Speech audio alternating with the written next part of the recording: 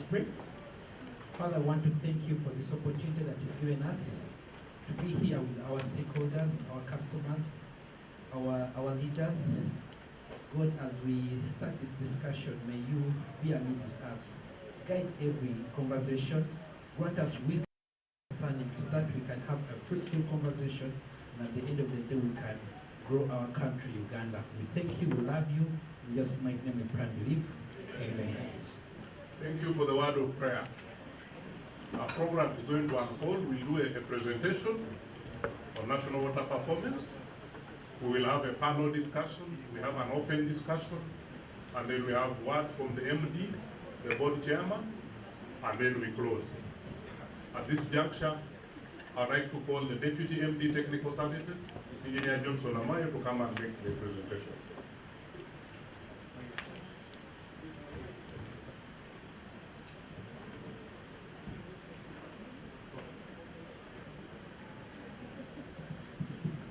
Okay, I prefer to stand here so that I can communicate with the slide. I hope is it on the slide?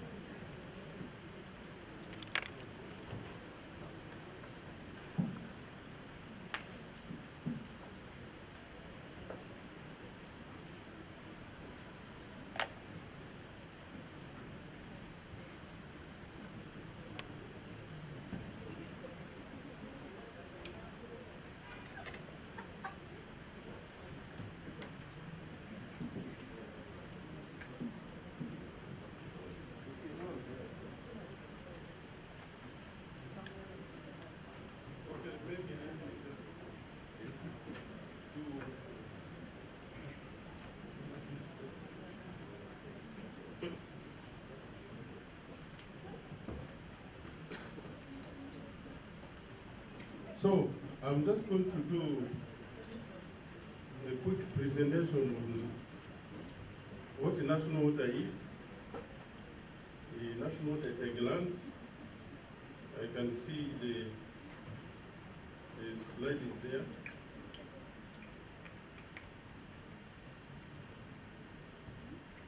So, my presentation is going to look at I will give an introduction. I'll do performance highlights. I'll look at the strategic argument, the key shortages in utilize and the challenges. And then we'll be looking at what are we looking forward to. So as you see, National Water and Sewerage Corporation operate in a regional setting. We have the Kampala Metropolitan Region, and then we also have the Eastern Region, Northern, Southwestern, and then Central. So that's the regional setup. We are currently in 276 urban centers, and we have a total of over 23,000 connections, network extension length. We have over 900,000 connections globally, and we are serving about slightly above 18 million people. And our annual turnover currently stands at 620 billion, and our asset base is 4.6. Just to give you a quick glance of what national water is. Now, looking at some key performance parameters. I'm looking at the period 2013. That is the time when we started the idea of strategic direction, a 5-year forecast. And that time ties with the time when our current Deputy Managing Director became the MD of National Water. So It's a reference point for us, and it gives us a reflection of how far we have come. But I've also given you the baseline figures for the cooperative plan, which has just come to an end. We have been running the cooperative plan 2021 to 2023, 24, and we have the baseline figures. I'll be able to show you. That presentation shows you the improvements that we have made since we started the last corporate plan. In terms of coverage, the number of towns we are serving, we have gone up by 7% compared to what we were about 3 years ago. We have almost doubled production. So it means over the last 3 years, we have put in more investment in producing more water to serve the people. When it comes to number of network extensions, we have done about 3,000 kilometers of additional network in the last 3 years. In fact, 3,400, that's 14% increase. The number of new connections has increased by over 23%.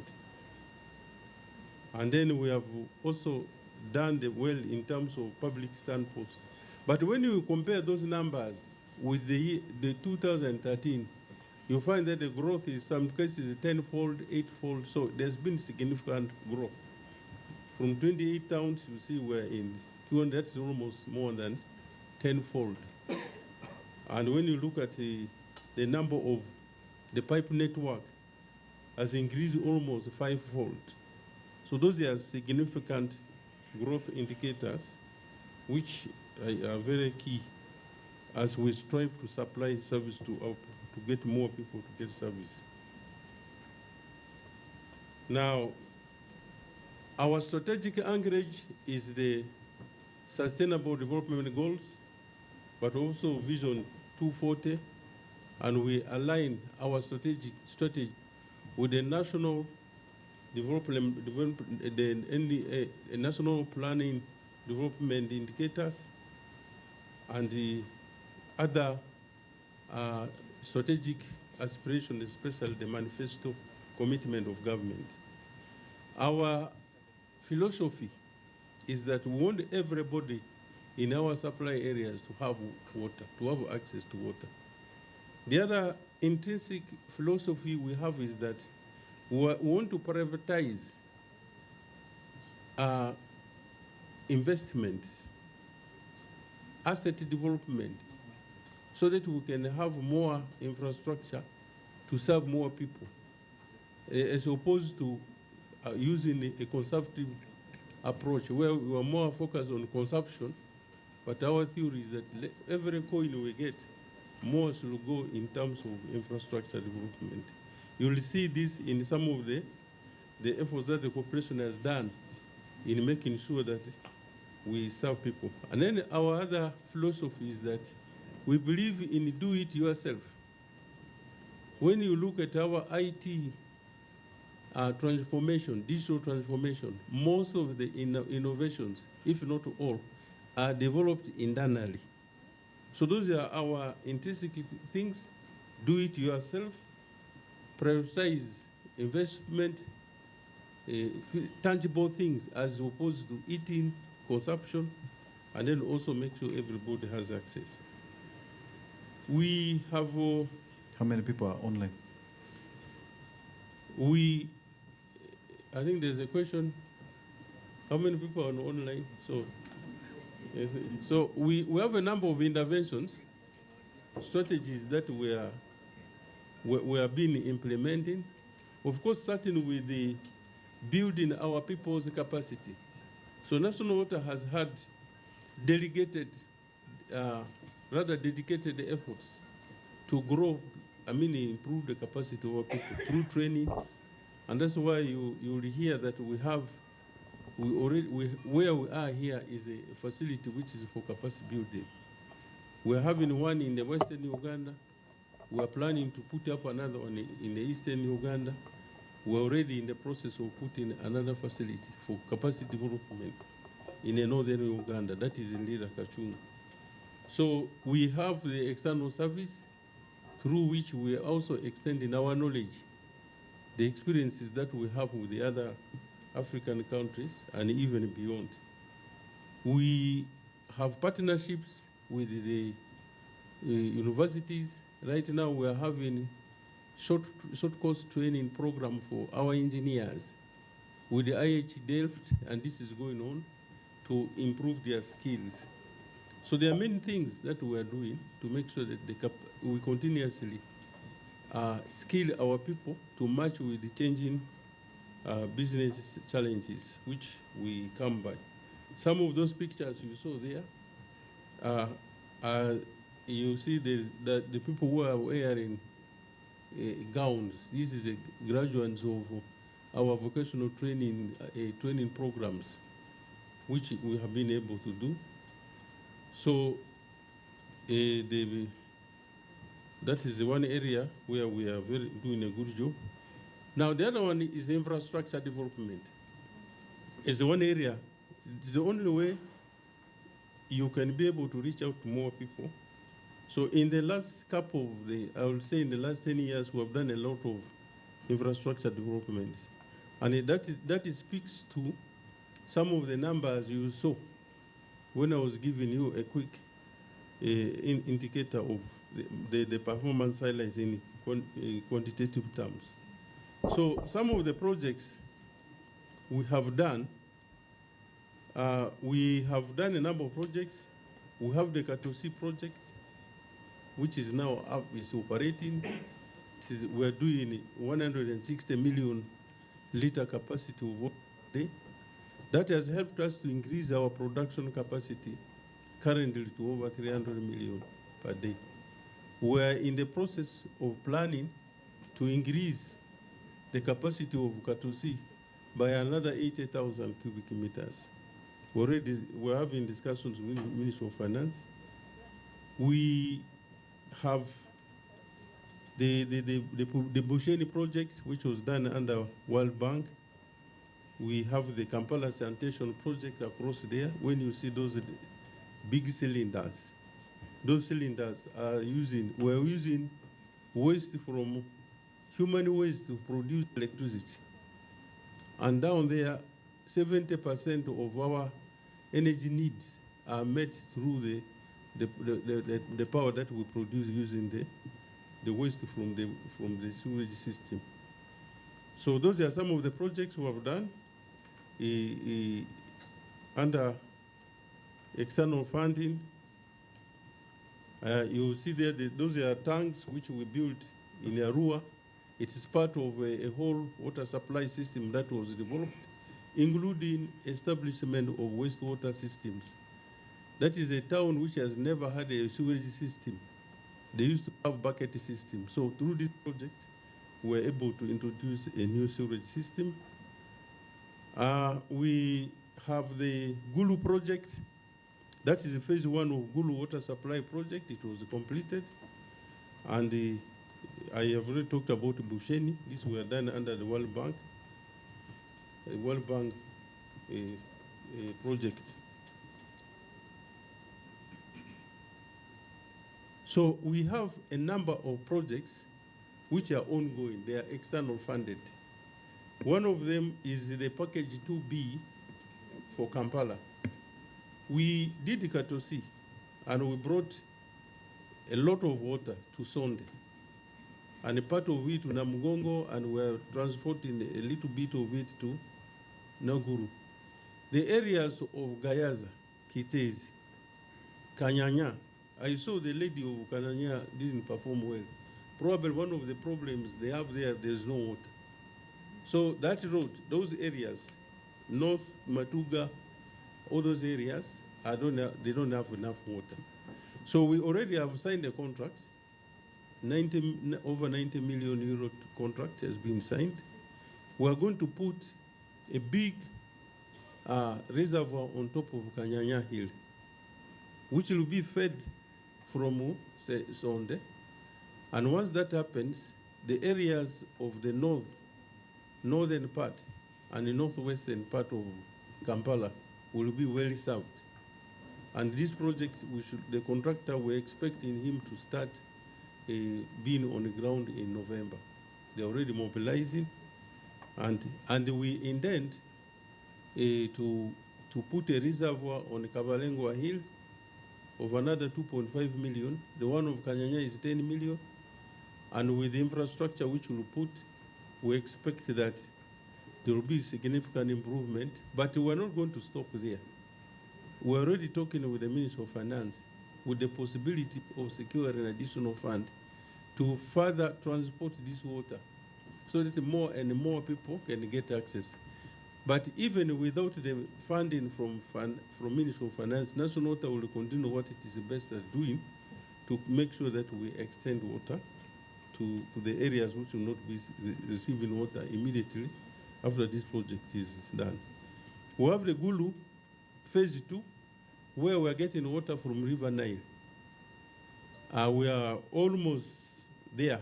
We are in the process of doing testing, and this project is going to add additional 10 million euros, 10 million liters of water per day for Gulu. And it is intended to supply all the communities along the road, along the highway from Karuma Township. Those who are along the road to Gulu will be served from this project. The part of this project is the production is funded by KFW and Government of Uganda, and the pipeline is World Bank, and the pipeline is 88% completed. So we expect by the end of we should be able to get water from Karuma to supply Gulu. Then we have the Mbale project. Mbale, we're going to build a new water treatment plant in Mount Elgon at a place called, I think, on the river Namatala. And that plant is going to bring around 18 million, if I'm not mistaken, 18 million liters of water per day. And the water will be treated up there. And the advantage of having the water treatment plant up is that communities along the townships will be able to get supply. And the contract was signed, the works have started, and we're moving on well, and we expect in 1.5 years' time, this will be done. And then we have a Juman project under World Bank again, and we're doing a water treatment plant of capacity above 4 million liters. And this water will be pumped to a Juman town, and it will serve other town councils. We have a town council called Pakele, and another one called Zaipi, and there's another one called Siforo, something like that. Those 4 townships will be supplied by this water system. So this project has also started. The contractor is moving on well, and we expect to have this completed in 1.5 years from now. Now we have the Southwestern Cluster project, and that is where we are developing a water system using Kagera as a water source from Mbarara, and in root towns. We also have Masaka. So from Mbarara side, the Kagera, we are moving on very, very well, and I think by January we expect to have completed this project. And then we have there was supposed to be a scope of work to be done within Mbarara, but because of budget issues, we are waiting to get the issues, the other tender to go through. But we have already engaged the ministry. They are very positive because they are very supportive in the sense that they would want us to implement the whole scope of the project. The challenge came, the tendering was during this period where we had the Ukraine war, and the market was very, very hostile. So that's how we're proceeding. But the Kagera component of the project is moving on well. And that Kagera is also moving together with a project which is supposed to supply the villages. So our system, which we are developing, the water treatment plant has enough capacity to supply the villages. And the intake structure we're building is also going to be used for agricultural purposes. So it is a multi-purpose intake structure, but the part for drinking water to Mbarara is which we shall be responsible for. Now, for the case of Masaka, we are still in the tender process, and we expect to conclude this tender very soon. And we expect to build a water treatment plant. We're going to build a water treatment plant of a capacity of 14 million liters at Bukakata. Pump this water to Kako Hill, and from Kako, we can gravitate to a reservoir in Kitovu, and also transfer to the existing. So this will help us to bring additional 14 million liters of water to Masaka, which I think is producing currently 7 million liters per day. So that's going to be like we're more than multiplying the production capacity by 3. So this is a project we're working hard to make sure that it is delivered within the next 1.5 to 2 years. Now, there are projects which we are doing in partnership with the IACO, that is the East African Crude Oil Company. They engaged us to help them to develop water systems in the settlement areas along the pipeline. I don't need to elaborate more on that. I think I jumped over a Wakiso Waste project. We have been working with the Danida Sustainable Business Finance to structure a project to the tune of 150 million euros to do another waterworks between Entebbe and Kampala. There is a place called Goerenga. Those of you who know Kampala, that's where we want to put a new waterworks. But the projects which are external finance, the gestation period is long. And we are aware about the problem between Entebbe and Kampala. That corridor is extremely water stressed. If we could deliver water just by praying, I would just pray that tomorrow water should be there, but that does not happen. With my MD, that we structure a project, we're going to do a new waterworks around Nakauka. National Water over time has developed capacity to get money from market finance. We're going to use market finance to do that scope of the project as a medium-term solution as we wait for this big project to come. So we believe we can do it ourselves. Based on our philosophy, do it ourselves, we're going to do that. And we have already started engaging the landowners, and hopefully we will be able to get a way out and solve these matters. These are some of the pictures of some projects we are doing. We have Nalukolongo wastewater treatment facility, where we are doing another fecal sludge plant. I think the testing started yesterday. We're already in the testing phase. These are the pictures for Gulu. Now, this is toilet here. This is a toilet. I think that's a very beautiful building there. That one there. I don't know whether sorry. The thing is now working, finally.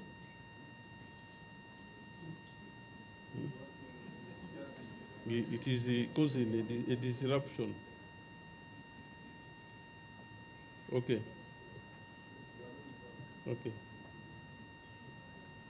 But that is storage building.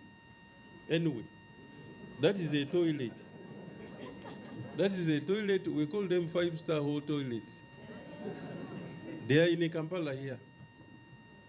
If you want to experiment them, you can. It is a private business. You can go there and feel how good it feels. I am also looking forward to go there.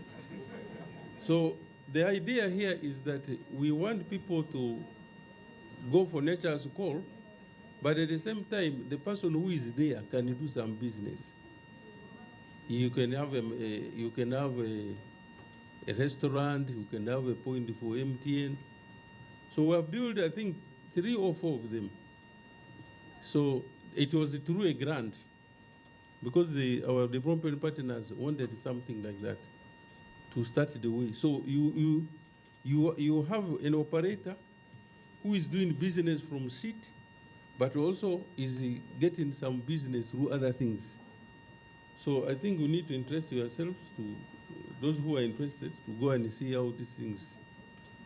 Then we have there, we are showing you, that is one of the projects, one of the ongoing projects. I think that is, if I'm not mistaken, my site is not good. That is Kurubi Kagera. Yeah, Kagera picture. The other one down here. Yeah, no.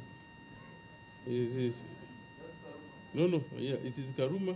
I think I'm confusing the one which is in the process of being. So that is the Kagera project.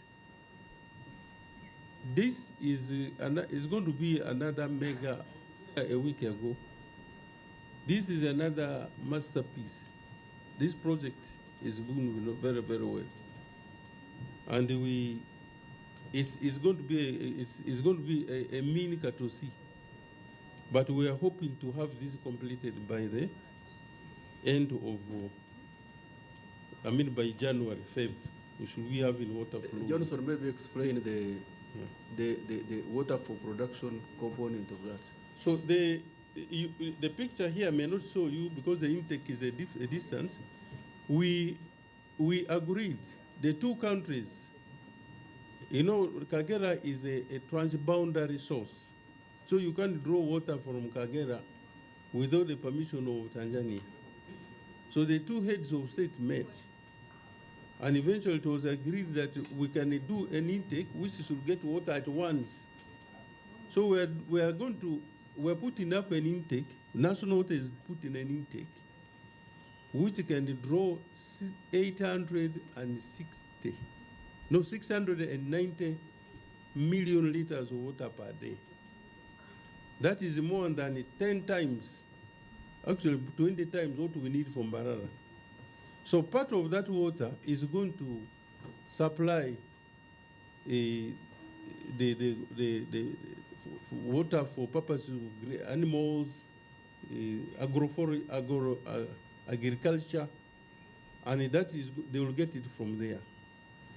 But then for drinking water, we developed a system which is capable of delivering water to, but it's going to supply the villages. The village component of the project is being done by the ministry, but they will tap from our system. And eventually, I think the thinking is that when the facilities are done, National Water may have to manage, because I see some complexity in how to separate that. So that is it. And that's why we're working very closely with the ministry, but the intake, we're doing it on behalf of everybody. Much as our responsibility is only for drinking water, the intake is being done for, is a multi-purpose intake. So, I don't know, MD, I've explained that. So this is the Kapchorwa. Now, we are now looking at projects which we are doing using our internal resources, that is market finance, and in some of it you have some money from government. Kapchorwa was 100% funded by National Water through market finance. That system you see there, beautiful up there, it is done purely through our own initiative. Below you see Kapeka. Kapeka was jointly funded by National Water and Ministry of and Government of Uganda. We have put a completely a new system. The other thing I want to tell you is all these systems you see here are designed by national water. We don't engage internal capacity. Do it yourself. And then you see Masindi, we did some improvement in Masindi. There are so many, the list is long. Fort Portal, we improved the production there. And the Hoima, we have improved the water supply there. We did work in Parombo. Parombo was a green field. It was given to us without a system. But we took it up because we are there to provide a service, but we managed to put a system. Leantonde is another a masterpiece, which we funded through completely our own resources. Kirudu Hospital, you remember it was on papers, but we had a meeting in the Prime Minister's office, we agreed, we advised them what we can do. And the National Water provided technical input, and the Minister of Finance channeled the funds through the Minister of Health, and the KCCA provided the land. So we purely did this project within a record time.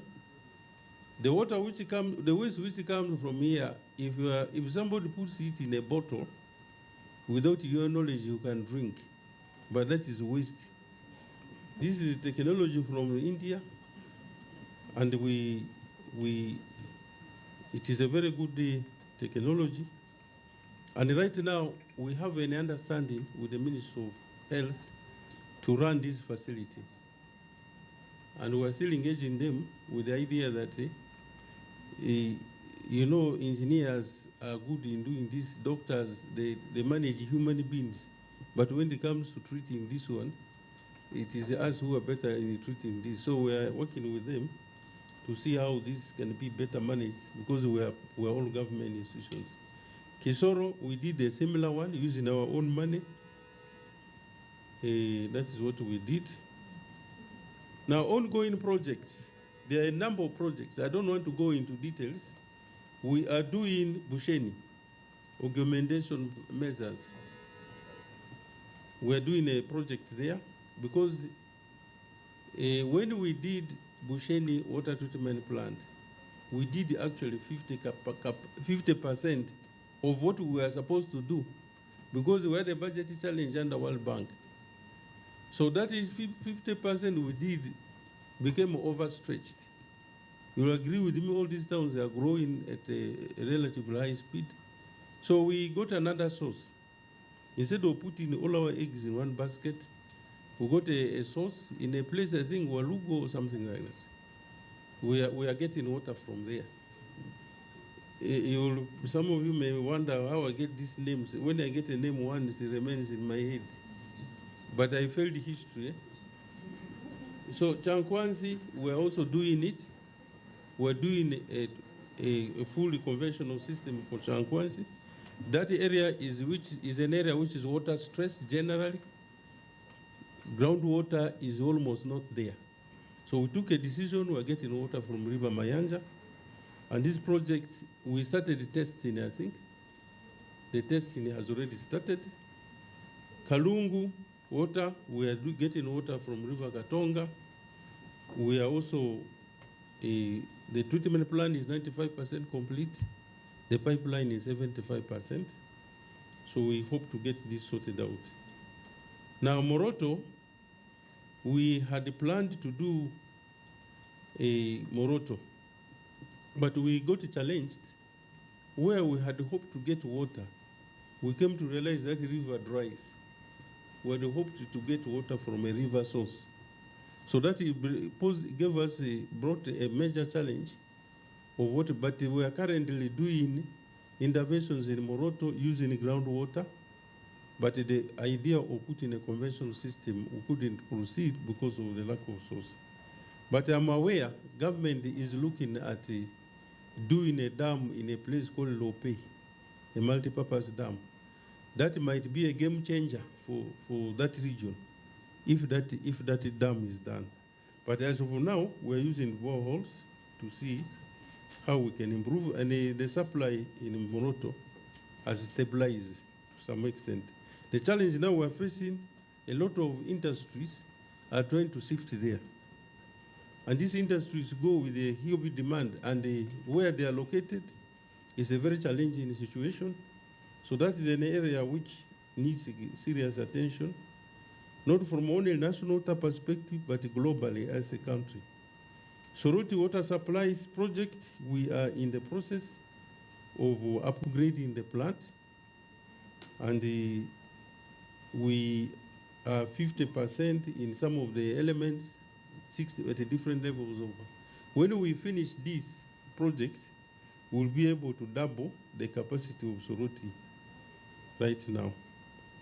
Tororo Water Supply, we have come up with the priority measures that could help to improve, but Tororo will require a major intervention. We're already having discussions with the JICA, Japanese International Cooperation Agency, with the possibility of funding a project. We're hopeful. Me, I always believe it is good to have hope rather than being worried. Fear doesn't help, so hope, it boosts your immunity, and it also helps you to. Later, we are doing some intervention there also, but currently we have started a detailed design, feasibility study and detailed design study funded by the French to do Lira, Hoima, and Fort Porto. We have a project called Fort Porto, Hoima, Lira Cities project. And I'm aware His Excellency the President had already given his consent to secure up to 150 million euro to this project. So we are working very hard to take the project through the processes, internal processes. We have to go to what we call a program working group. We have to go to development committee, and eventually the project will become ready for public investment financing. That's the process we are going through. And when that happens, we'll be able to see some major improvements happening in Lira, Hoima, and Fort Porto. Kanungu is under market finance, but it is still at a tender stage. We hope to be able to, when we implement Kanungu, we'll be able to improve the situation there. These are some pictures of the projects we have already talked about. Kanungu, that is, Soroti, what we are doing. There are some process units which we are working on in Soroti. Chankwanzi is completely a new water system built using national water money. And then we have been implementing the Scapo 100 project funded through government of Uganda and national water. Over the years, since 2016, when Scapo 100 came on board, we have done close to 10,000 pipeline extensions. There was a time we were doing 2,000 in just a year. 2,000, you go to, from Kampala, you go to Arua, to Koboko, you go back. We used to do that, we have been doing that. But recently, these numbers have reduced around 560 because we're now putting more focus on a water supply stabilization, because it is good to extend, but you must also invest in the availability of the water. So our focus is now more on putting more water into the systems. We have connected close to 400,000 connections in less than 10 years. That's 2016. The public standposts were connected 2,000, over 20,000. Because public standposts is a method for us, we see how we can serve the poor. Because the public standpipes, we sell water at 25 shillings a jerrycan. And it is our mode of operandi in the villages. So when people tell in the villages, I tell you, your water is expensive. It is because the villagers also want to be like to connect water inside, which is good. But I think if we can have the public stand post, which is cheap, that is a good idea. So this is a mode we are using. So we have done so many water supply stabilization projects where we have installed boreholes, we have installed reservoirs, bought generators. The numbers are many, but for purpose of this, I'm just trying to highlight areas where. Now, there are some in-house developments which we are undertaking as a national water. We do on the site chlorine generation in some of our small plants. Chlorine is the chemical we use to kill bacteria in the water. Now this chlorine, actually it is, you can get it from salt. But we have to import it in a drum from India or whatever, but there's salt around. Then the gas one is difficult to transport. So what we have decided, through our innovations, we are making those units ourselves in Gaba there. We started the idea of prepaid meter technology. Our people developed the concept, and what we need is to take our project from prototype to a real situation. So that's the gap. We're looking at partnering with anybody who will want to partner with us so that we can move our idea from the concept to prototype and a real meter. And through that, we'll be able to stop using national Uganda as a soap in the ground, as a supermarket for people's meters. So if prepaid meters are to go by, we should do it ourselves. But right now, we're using them for public standposts and large consumers because they are pretty expensive. Then we are doing a number of asset management system improvements. We are piloting processes like iron reduction in boreholes in some of the towns where we have too much iron. We are already doing hardness removal in Nyantonde. There's a where when you get your water in the morning, you try to apply soap. Soap cannot, it doesn't form ladder. That's what we call hard water.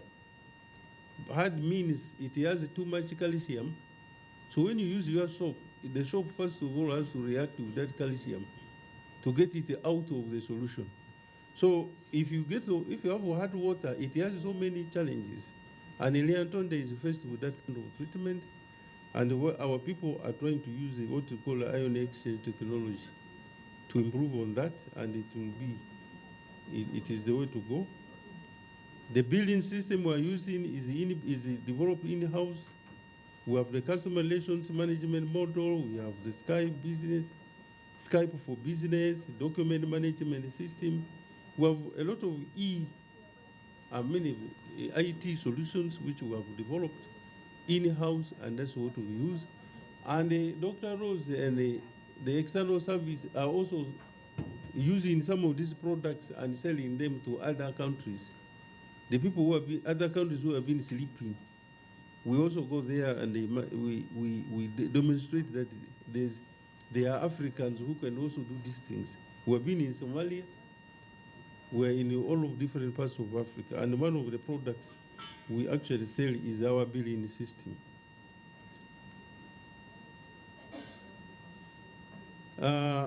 We have, I think I've talked to some of those, the mobile app. This is just basically leveraging information technology for holistic customer digital experience. We now have more, you actually have everything about water service in your hand through this mobile app, the e-payment options, social media platforms. Okay, some of us are, they are what? what do you call it? Were not analog. So for me, I opted to be on the DD. But Dr. Silva was telling me that if you want to use DD, you must make sure all the time you have money on the account. So he was asking me, how do you maintain that discipline? So, but that is the issue. So all those innovations are being put to have a good customer experience, so that you do not have to struggle a lot if you want to get an NWSC service. Now, we have a number of tactical programs. We have been having water loss protection programs, revenue enhancement programs, customer service management programs. So National Water is always an organization that keeps on reinventing itself. We continue, we learn and learn, learn and learn. It's what keeps us moving. So the moment we stop thinking, I think we shall have a problem. Now, one of the things we want to look at is to achieve financial independence. As I told you, we focus a lot on cost optimization. Do less, do more with less. This is our strategy. And with this philosophy, we are discovering many things, which some of them I don't want to tell you, but I can tell you there are innovations where you can cut costs of maybe some of these investments by over 30%. Because you have to keep thinking, how can we do things differently? We got a credit worthiness rating by Global Credit Rating Institution in South Africa some time back, where they gave us AA. AA means you are credit worthy. You are somebody to whom somebody can entrust his money. That has enabled us to borrow. By the way, the people out there want to lend money to National Water. If it was not for the fact that we have to be in a government institution, we have to get a sovereign guarantee. But the people want to give us the money. But right now we have create market financing to the tune of over close to 200 billion, through which we have done all these projects from our local banks. We borrow and we pay you back. And that's why we also want to borrow and build the waterworks in Entebbe. And we believe, we are very confident it will happen. So that is some of the things: financing, frugality, making sure there's accountability is key to us. Now, as you see, I talked about the people, I have talked about the systems, I've talked about the money. All these things, we do them because we are thinking about our customers. The end result is we're doing whatever we're doing because of the customers. Cost optimization, investments, training people, and even training people on how to talk to you in a way that we don't annoy you is a part of the things we do. So there's we also do corporate social responsibility initiatives where we have been supporting hospitals, participating in cleaning activities. We have done sanitation facilities on the site and we've given them to KCCA to manage. We're in sports, we're everywhere. So the next few slides are about customer service. I think you are tired of seeing my face, but I would have loved if I was going to be replaced by a lady, but unfortunately it is another hardware man like me. I'm going to invite Jude Moga to take us through those slides. And if you show wishes, you can call me back. Thank you.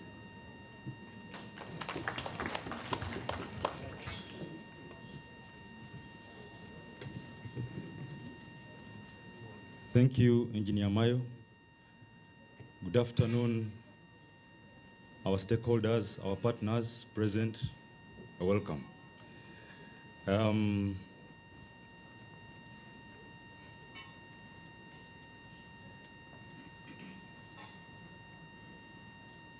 We conduct customer satisfaction surveys for the corporation at least once a year. And this is a key performance indicator for National Water and Sewage Corporation. It is an indicator that has also been well captured in our corporate plan and also in the performance contract that we have with the government of Uganda. And we do it for two reasons. One, of course, we need to get feedback from our customers. The customer is the reason we exist. And through the customer satisfaction surveys, we're able to determine the customer satisfaction index, a target for which has been set that we should achieve at least 70%. That has been for the last 6 years, the two cycles of our corporate plan and the GOE performance contract. In the recent GOE performance contract that was signed, this CSI, the index, was stepped up to 75%. And therefore, the stakeholders expect us to do better and better with time. We carried out our customer satisfaction survey for the financial year just ended, 2023-2024, in the last quarter, July to September. And the survey looks at 7 attributes. We look at the quality of the water supplied, the product that we are delivering to our customers, whether it is complying with the national drinking water standards, but also whether the customers feel so. So their feedback is important to us. And of course, it means that this is at the customer point. Of course, we do everything possible to ensure that the water leaving our treatment plants is compliant. And also that the water in the distribution network is compliant up the metering point. But of course, from a customer point is at the tap, and we know that some of these taps, of course, are after the roof tanks and overhead tanks. And we are cognizant that sometimes that segment of the delivery chain can affect the quality of the water. The second attribute is on water supply reliability. Of course, we've always had challenges, which I'm sure you share with, no water cases, dry zones, low pressure, and so on. For this, we also seek feedback from our customers, and they have told us what is happening from their point of view. We look at the bills, whether they're accurate and timely delivered. We've leveraged on technology on this attribute, from taking readings manually, coming back to the offices, uploading the information on the computers, processing the bills and printing and delivering them. We went to on-spot billing, where our marketing assistants would then read the meters and able to print the bills and issue them to the customers, and now to electronic bills. And for this, we've also sought feedback from our customers, and it's, of course, we'll share the results in the next slides, what customers are saying about this. We look at the attribute of the convenience in paying of bills. Again, leveraging on technology, we had the e-water system, e-water payment system, which has enabled to create very many payment platforms. And customers are giving us feedback on this, how convenient it is for them to pay their bills. From the traditional and conventional point where customers either had to walk to our cash offices or to the banks. And then customer care, like Engineer has mentioned, we need feedback from our customers on how our staff are handling and serving them. We also look at the attribute of the resolution of complaints and queries and inquiries from the customers, mainly focusing on the timeliness of resolving these queries and complaints, but also on the percentage response to those that are raised and brought to our attention. And then last but not least is the attribute on updating customers and informing them on our services and plans. And of course, we need feedback from our customers on whether through the communication channels before us, radio, TV, mainstream media, social media, and also actual physical engagements through strategic alliances, where they were able to engage them and also update them on our services and our plans in a timely and effective manner. It is from these attributes that we got feedback from our customers. On a scale of 1 to 5,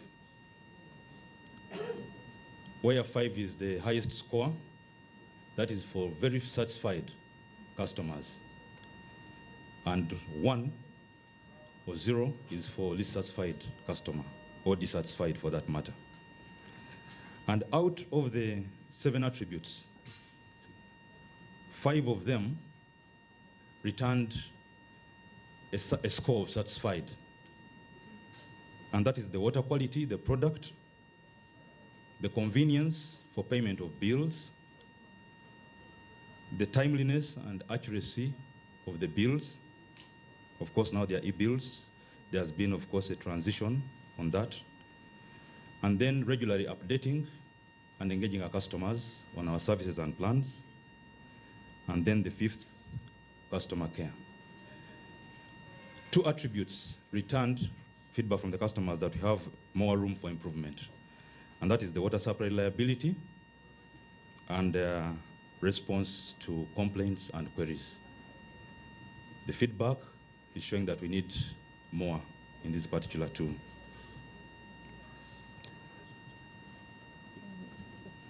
Then coming to the actual satisfaction index. We had a sample of 25,000, close to 25,700 customers sampled for this survey, and this represented over 3% of our active customer base. And out of that sample, we got a response from 78%. About 21,000 customers responded.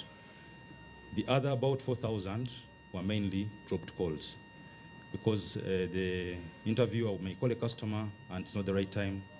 He or she will say, call me again, they try again, and so on. But at least we're able to get successful interviews from 21,000 customers. And still with that response, which returned us to 2.7% of our active customer base, is still well above our minimum sample size of 2%.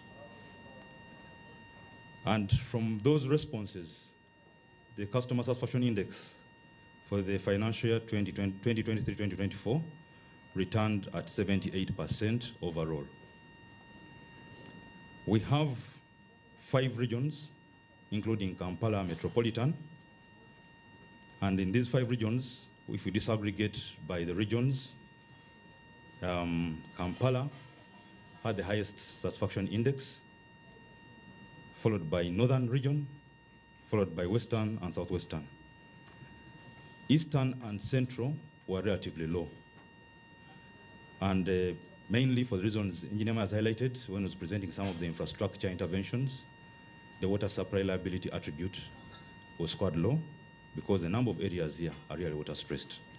Areas like Soroti, Tororo, Moroto, Mbale in Eastern, areas like Masaka, Entebbe in Central. We also had a disaggregation by our consumer categories.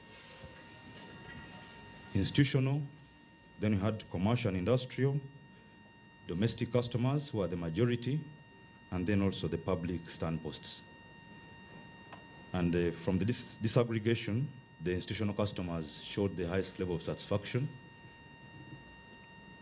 followed by institutional and commercial and domestic, and a relatively lower score on the public standposts.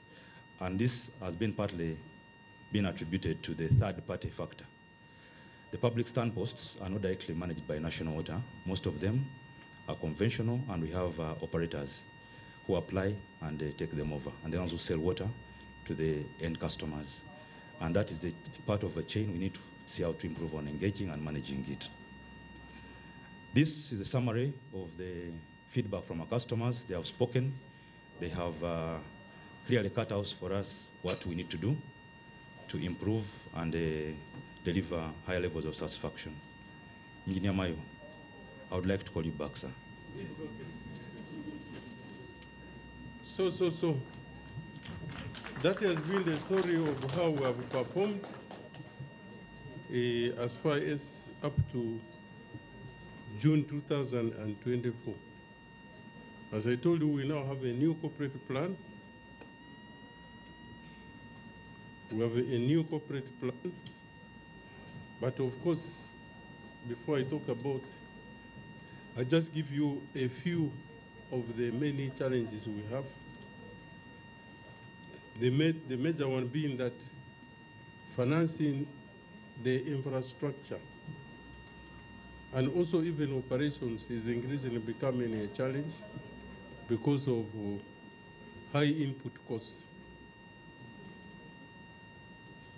That is an issue. We still have issues of non-revenue water, especially in Kampala. It's a big issue. Kampala, we did a study recently. We used to think that the biggest problem of water, non-revenue water was leakages. You'll agree with me, when you move around, you don't really see water leaking everywhere. So our studies show that out of Kampala is around, Kampala, you know it, what, 37 or what? The non-revenue water. So out of that, 17% is actually what is a physical loss. But the other one is what we call non-physical. It is associated with the meters. MD was recently on whatever. The meters which we are using account for, actually we can get a loss up to 20% from these meters. The reason is the supply regime we have in Uganda, in the rest of Africa, because of unreliable power, everybody has an overhead tank. So when that tank is full, you flush your toilet at that time. The rate at which the water flows to fill the difference is very low. And these meters are designed to operate at a certain flow rate. When the flow is very low, it doesn't register. The water will go, I don't know whether but the MD told the truth to people. That's what happened. Some people in a platform where I am, some people are advising their relatives to go to do the thing at midnight or after midnight. But I want to encourage them that holding that thing for a long time is also a health risk. So it is upon you to decide. There's a big health challenge by holding what is to be ejected. So that idea is not going to work. But that is a reality. I want you to know that the rate at which water flows at very late hours can affect our meter performance. So when you see these numbers, in Kampala also, there's a lot of theft of water. And this theft is not done by the poor people, but it's the rich. It makes me to think, if you have something, you start being shy, because it is the people who actually have the means are the ones who steal water, from our experience of Kampala, but not the poor people. Johnson, maybe the effect of meter separation. There's also the meter separation. When you separate a meter, these people who put apartments, I think when I look around, a good number of the people, even the ones online, they might be in that category. People want the meters. Now, when you separate water to flow through the meters, you are actually reducing the flow through each of the meters. So the water, which passes through the individual meters, can pass without being registered. And yet, if you put a common meter, it will give a different reading. But if you sum up those other meters, it will be less, by maybe up to 20% difference. So what do you do with this loss? You have already treated the water, you have pumped it, people have repaired all the leakages, and when it reaches to you, It just goes bora, without any cost. Reward, this reward without any effort. That's the challenge. Now we have also the issue of climate change. The manager of Pakwach was supposed to get an award, but we asked him where is he now. But we are told that he has run back because his intake is flooded now. So climate change is a big challenge, is a global problem, but we have individual contribution we can make, but it has a big impact on us. We have issue of growing areas. Right now, the culture of not paying, we have given you service. You would rather, somebody would rather go to drink Kwete. In our place there, the local brew is called Kwete. They will prefer to go and drink Kwete. They don't pay for water.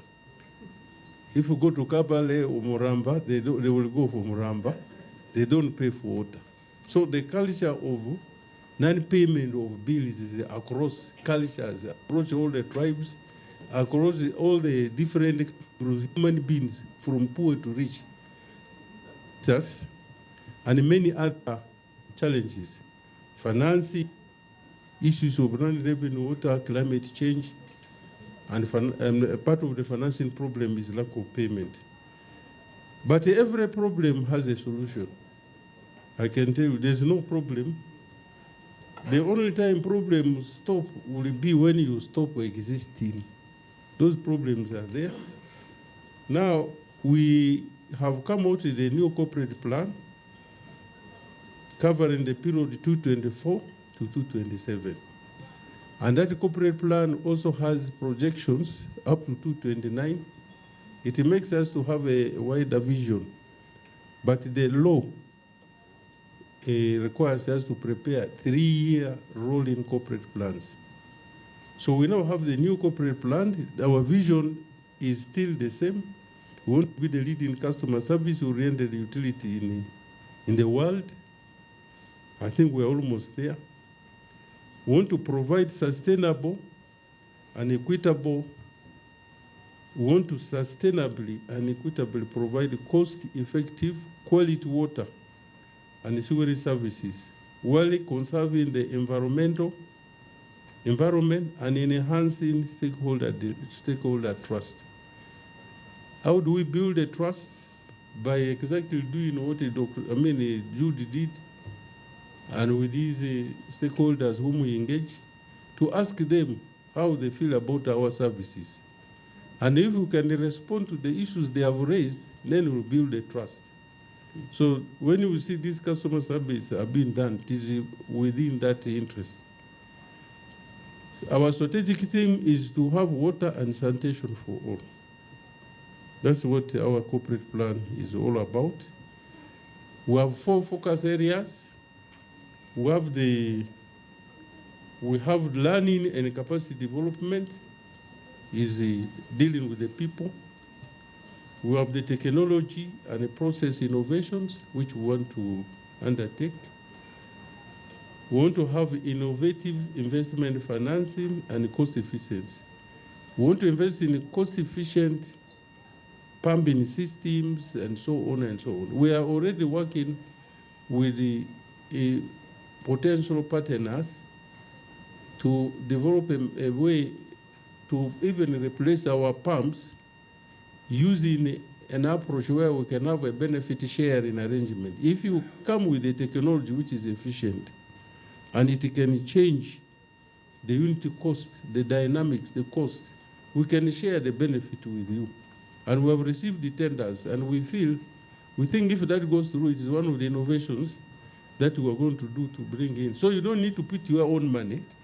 The persons will bring the equipment, install, and the savings, they will build the time value of money aspect in it, economics of money. And then they will say, okay, under these circumstances, over this period of time, whatever we save, we give you 20%. National water, for them, we take 80. We'll look at the numbers. So those are the innovations. We want to do PPP initiatives. working with the other development partners. Now, all these things is being done to have a good customer experience. We need to have a good corporate social investment and partnership. The corporate social investment here, we're really looking at people. When people associate with you, they become your revenue funds. They promote your brand. They stand for you. Everything they talk good about you. And even if some people are backbiting us, you will come back and tell us, I was in a drinking place or in a bar somewhere, they were talking like this, you better check. So this is true, some of these investing in people out there and those partnerships. But I know the MD will elaborate more on this. These are some of the things he preaches a lot. Corporate social investment. So these are our 7 objectives we want to achieve. 1, we want to increase the number of customers we have right now in the next 5 years to 1,250,000. This sounds very small, but I always tell people, when we are counting these numbers, Makerere is 1 customer, or maybe 4 customers. Because Makerere University has only 4 meters. Mulago Hospital probably has 1. So when we say we are having 1 million, say, but these are very few. Luzira Barracks has 1 meter. So we are counting Luzira as 1. So this is how we count. So don't be illusioned by these numbers. It goes to the people. So they're also indicator of the people. So that's how they tie up. So I've talked about revenue, non-revenue water, and I have the number of people. It's about actually 18 point something, but it rounded to 25. We want to increase the annual turnover from the figure which we put there to 745. And then we want to increase the asset base. I know the somewhere I put 4.6. These are rounding effects. We want to increase this 6.2 trillion Uganda shillings. We want to improve the staff satisfaction index. In addition to a customer satisfaction index, we also do staff engagement surveys. Our recent result showed we were at the one of customer staff engagement is so there you will see what the things which the staff are not happy about with us. They will tell you, because this thing is done online, you don't declare your identity. They are not going to look at your handwriting somewhere unless we introduce another technology. But they will tell you the things, they will tell you this one, you are here, here. So those things help us to wake up, to be able to resolve the issues to the extent possible. Staff, what matches they have raised those, if there is not 100% solved, you know that we are doing something, but we have to look at the cooperation in a totality. But that survey gives us a very useful information. Now the customer satisfaction index, we want to achieve 80. We're at 78. I know that we dropped. We're already 80. And our idea is that we should have maintained that minimum of 80. So this drop into 78 is already a wake-up call for us. And as we told you, some of the areas where we have been marked badly are areas where we have supply problems. You will go to Kotido, the people, even if you went there, they can cane you, I think, because of the problems. In Tebe here, this corridor between Kampala and what?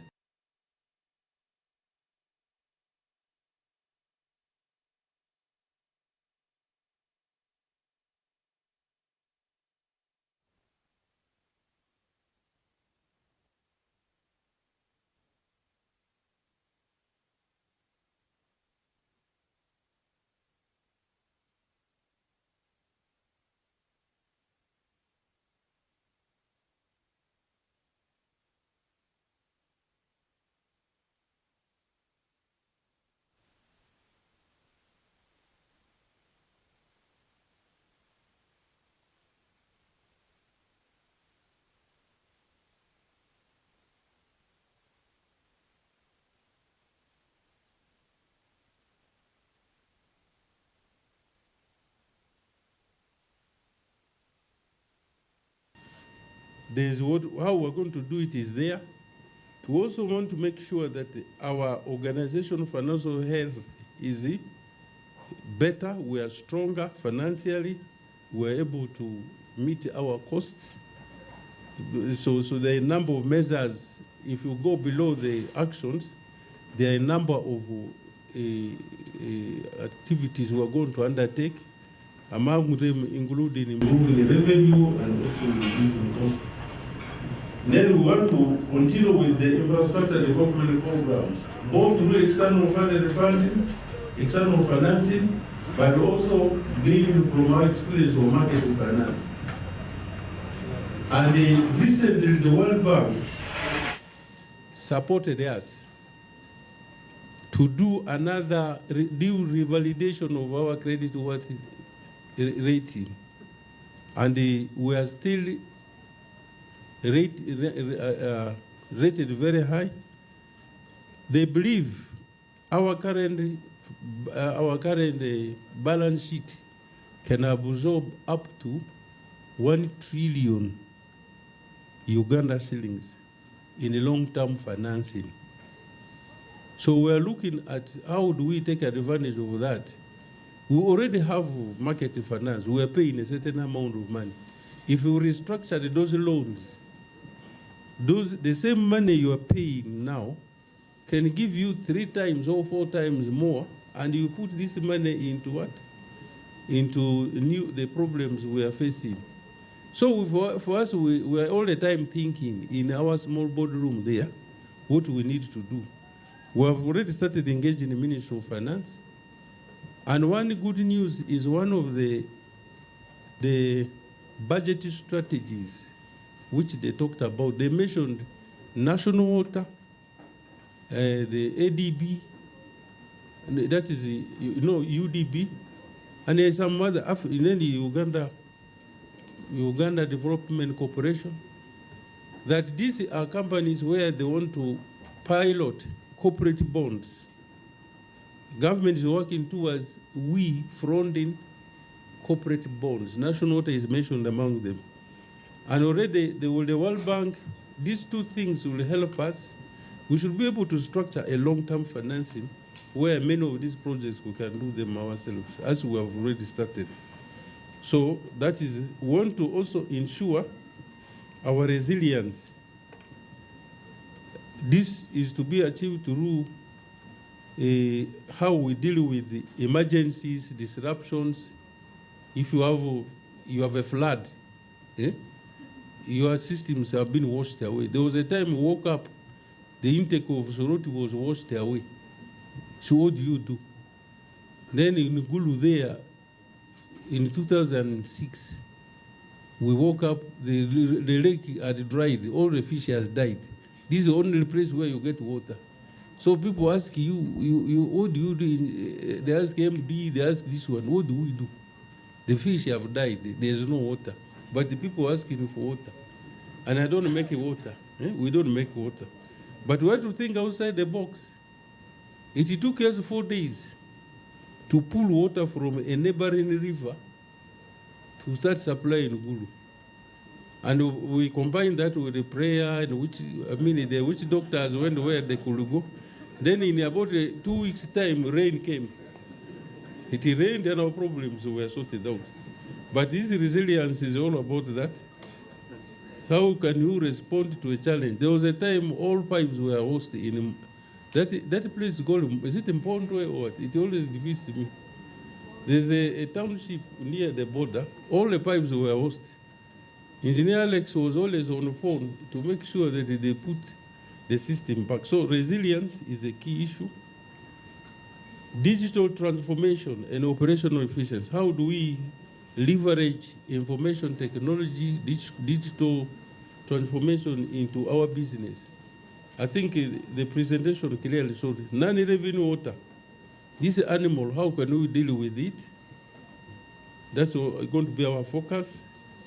The stakeholder and community engagement.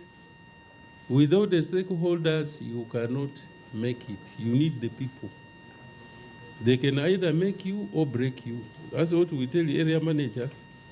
If you want to sustain your office, you need to work with the communities.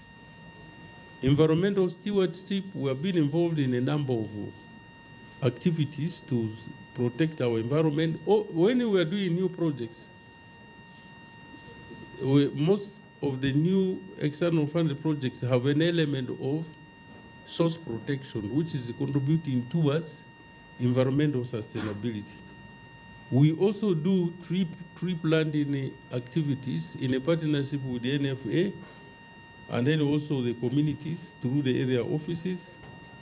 We have the school water and sanitation.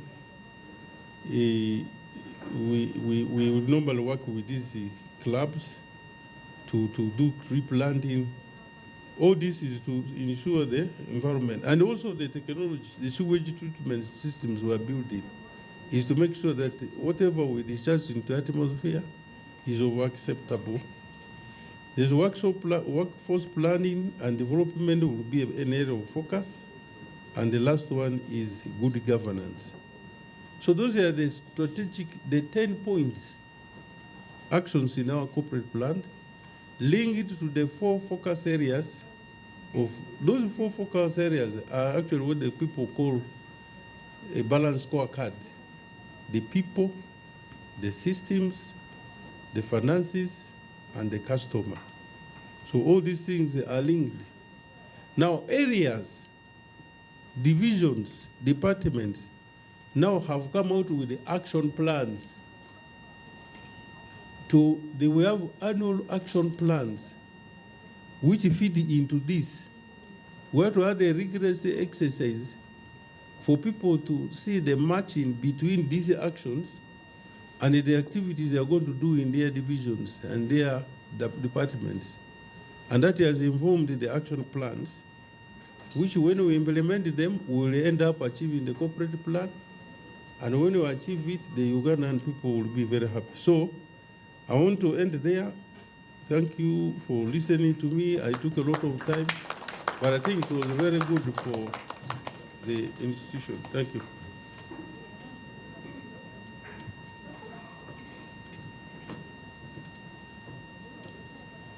Thank you, Engineer Johnson Amayo, for this deep dive into National Water and Sewerage Corporation, which is 100% owned by the government of Uganda.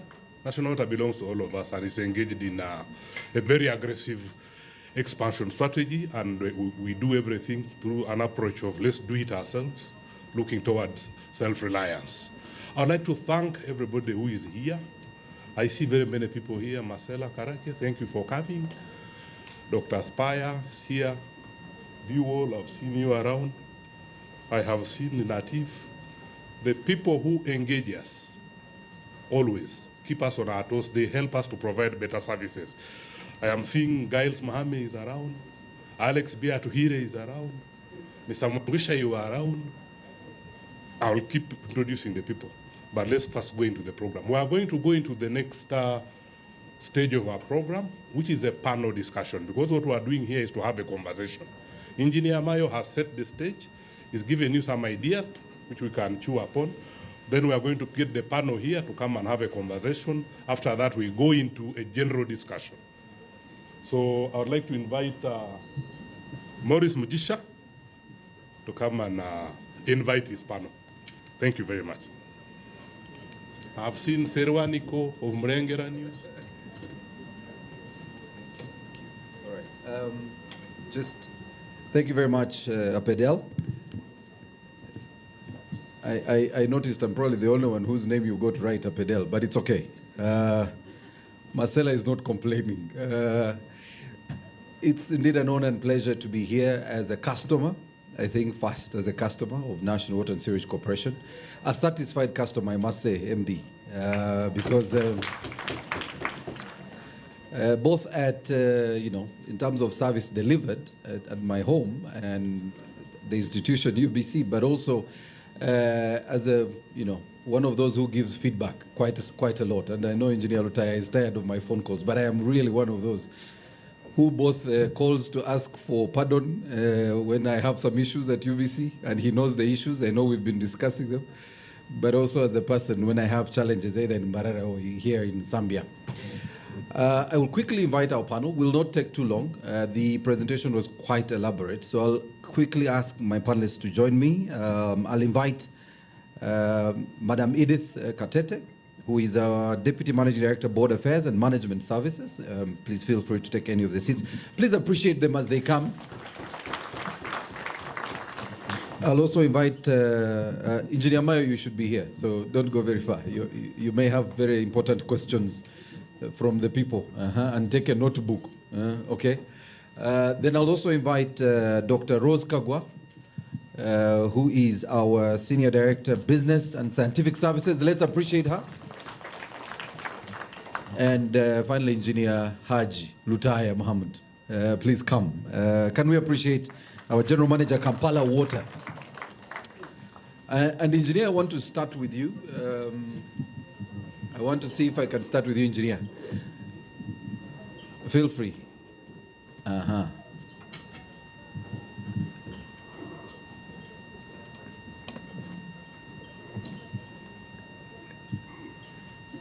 All right, Engineer Lutaya, let's start with you, Engineer. And for those of you who are joining us online, we want to request, in case you have a question or comment, drop it in the comments section. The team will be able to pick it and share it with us. But we're going to have a very open conversation in this plenary session, so we can have as many questions asked after the presentation made. But we will focus around the strategic objectives that the National Water is going to implement in the next strategic plan.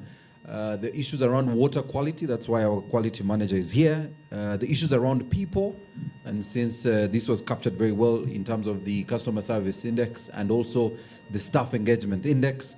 And finally, we'll look at the external services.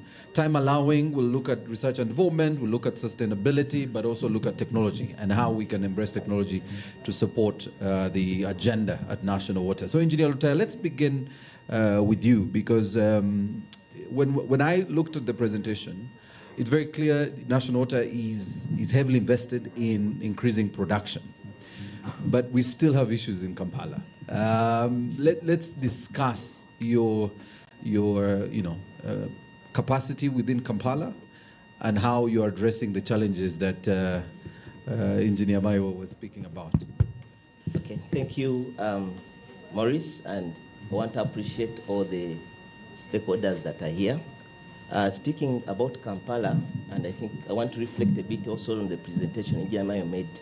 I think he highlighted the progress we've made as far as improving our production is concerned. And as of now, he presented a figure around 730 cubic meters per day. That is our total production for the whole of National Water. And out of that, Kampala alone right now, we have capacity to produce 400,000 cubic meters per day. So in the last 3 to 4 years, a lot of progress has been made. Previously, the whole of Kampala relied on Gaba. And I think when you reflect before 2021, when you commissioned Katosi, I remember there's a Baraza we had, and the people from Chaliwajara, it was always very hot, trying to convince them that the problem they're facing, we have a solution for them. But since then, we brought on board of Katosi, and right now, Kampala is supplied from 2 systems. The Gaba system, which has the capacity to produce around 240 cubic meters per day, and then the Katosi system, right now the capacity is around 160, but it's designed to do almost 240. So in terms of volume or capacity to meet the demand of Kampala, I would comfortably say we have the capacity. And when you talk about the water supply situation in Kampala, I would so comfortably say that we are almost 90% of the Kampala receiving close to 24-hour supply. We have a few pockets where we still have quite a number of challenges, and this has not to do with the ability to produce or to meet the demand, but has a lot to do with the ability for us to evacuate the water we have in Katosi. Because right now with Katosi, we're only utilizing 50%. It means that we have another 50% which is not utilized. It means that we have capacity that we're not utilizing, and the challenge is that our infrastructure needs to be upgraded, or we need to expand it so that we evacuate all the water we have in Katosi, so that we supply the areas that are currently challenged. And right now, most of the areas that are challenged, and also when you reflect also on the staff satisfaction survey which we did, it came out clearly. The customers in Wakiso are really challenged with water supply. We're not able to provide them with supply the rate at which we would wish to. Customers in Matuga, parts of Nasana, parts of Budo, Chengera. So those are areas that we still have a few challenges. And Engineer also talked about the project of Package 2B, which was signed, which is going to start next month. And he talked about the big tank we're going to install in Kanyanya. So that project is supposed to address the challenge of us evacuating now the water that we have in Katosi, so that we address those particular areas that are currently now challenging us. But also, you've seen and you realize the city is growing at a very high rate, even within the CBD. What we used to have as bungalows have transformed into commercial facilities. So it means that even within the city center, some of the infrastructure we have needs to be upgraded. And we already embarked on that. There are places like Kololo. Of recent, we've been having a few challenges, and we have a very ambitious program to upgrade some of the infrastructure there so that we are able to address the challenges where we have cases of intermittency. And also of recent, there's a program, again, Inyama, you mentioned it, we're trying to do asset renewal for some of our big pumps in Gava. And of recent, we've been having a few interruptions with supply from Gava, and it's being solved by the plans we have to make sure that most of the pumps we have there are basically renewed. We put in place new and more efficient pumps. So I would say, looking in the next 1 or 2 years, would expect in short term, most of the places in CBD and most of the parts in Kampala would basically have 24-hour supply. Then the parts of Wakiso, Nansana, Chengera that are going to benefit largely from the package 2B will have that problem solved once that project is finished. Engineer Altai, if I put you on the spot, can you give me a percentage in terms of satisfaction for Kampala, in your view as the General Manager Kampala, so that we hold you to account of that percentage you're going to give us? Satisfaction and liability. So the satisfaction is what the figures that we had, that customer, when you look at satisfaction for Kampala, we have almost 80% of the customers satisfied with our services, and which is a very big improvement. And these figures actually relate to some of the interventions we've done. And when you go deep into that study, you already identify where the problems are. And where we've scored lowly are places like Nansana, Wakiso, where we know we have water supply liability issues. But when it comes to water supply liability for Kampala, in terms of facts, Kampala, we have close to 450,000 customers. And in Yama, I talked about customers, but in terms of population, it's a different figure. And I can't comfortably say that almost 90% within the city receive 24-hour supply. Kampala is coverage, or its service area is a moving target. What is Kampala today? Because we talk about Kampala metropolitan. What is Kampala today? The next day you find that our target area is what? Has expanded, because developments keep growing. Yes. Right now, when you look at the radius, our service area for Kampala metropolitan, we're talking about almost 25 kilometers. So we move all the way up to on Jinja Road, where we are in Namaojolo. That's how far we've gone. On Masaka Road, we are supplying all the way up to Maya. And all these areas that keep expanding as people demand for the what? For the services. But what I can say that the CBD and now the eastern part of Kampala, we're able to supply them with reliable supply, because we know the system is fully charged and we have the water. Now the places that are challenging us are the areas I've highlighted that are going to be addressed with the project that we're implementing. All right. Dr. Rose, I'll come to you now, but just park the conversation we'll have a little later on Afwasa, Dr. Rose, because I would want you to talk about the Congress and the exhibition.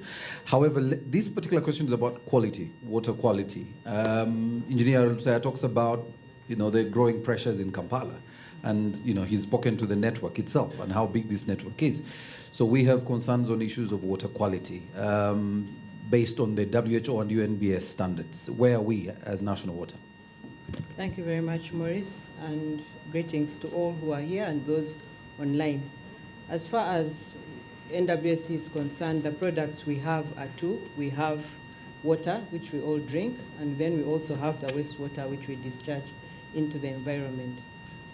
What is critical and important is that as a utility, we ensure that, one, we comply to the standards that are set by UNBS, but we also follow the WHO guidelines.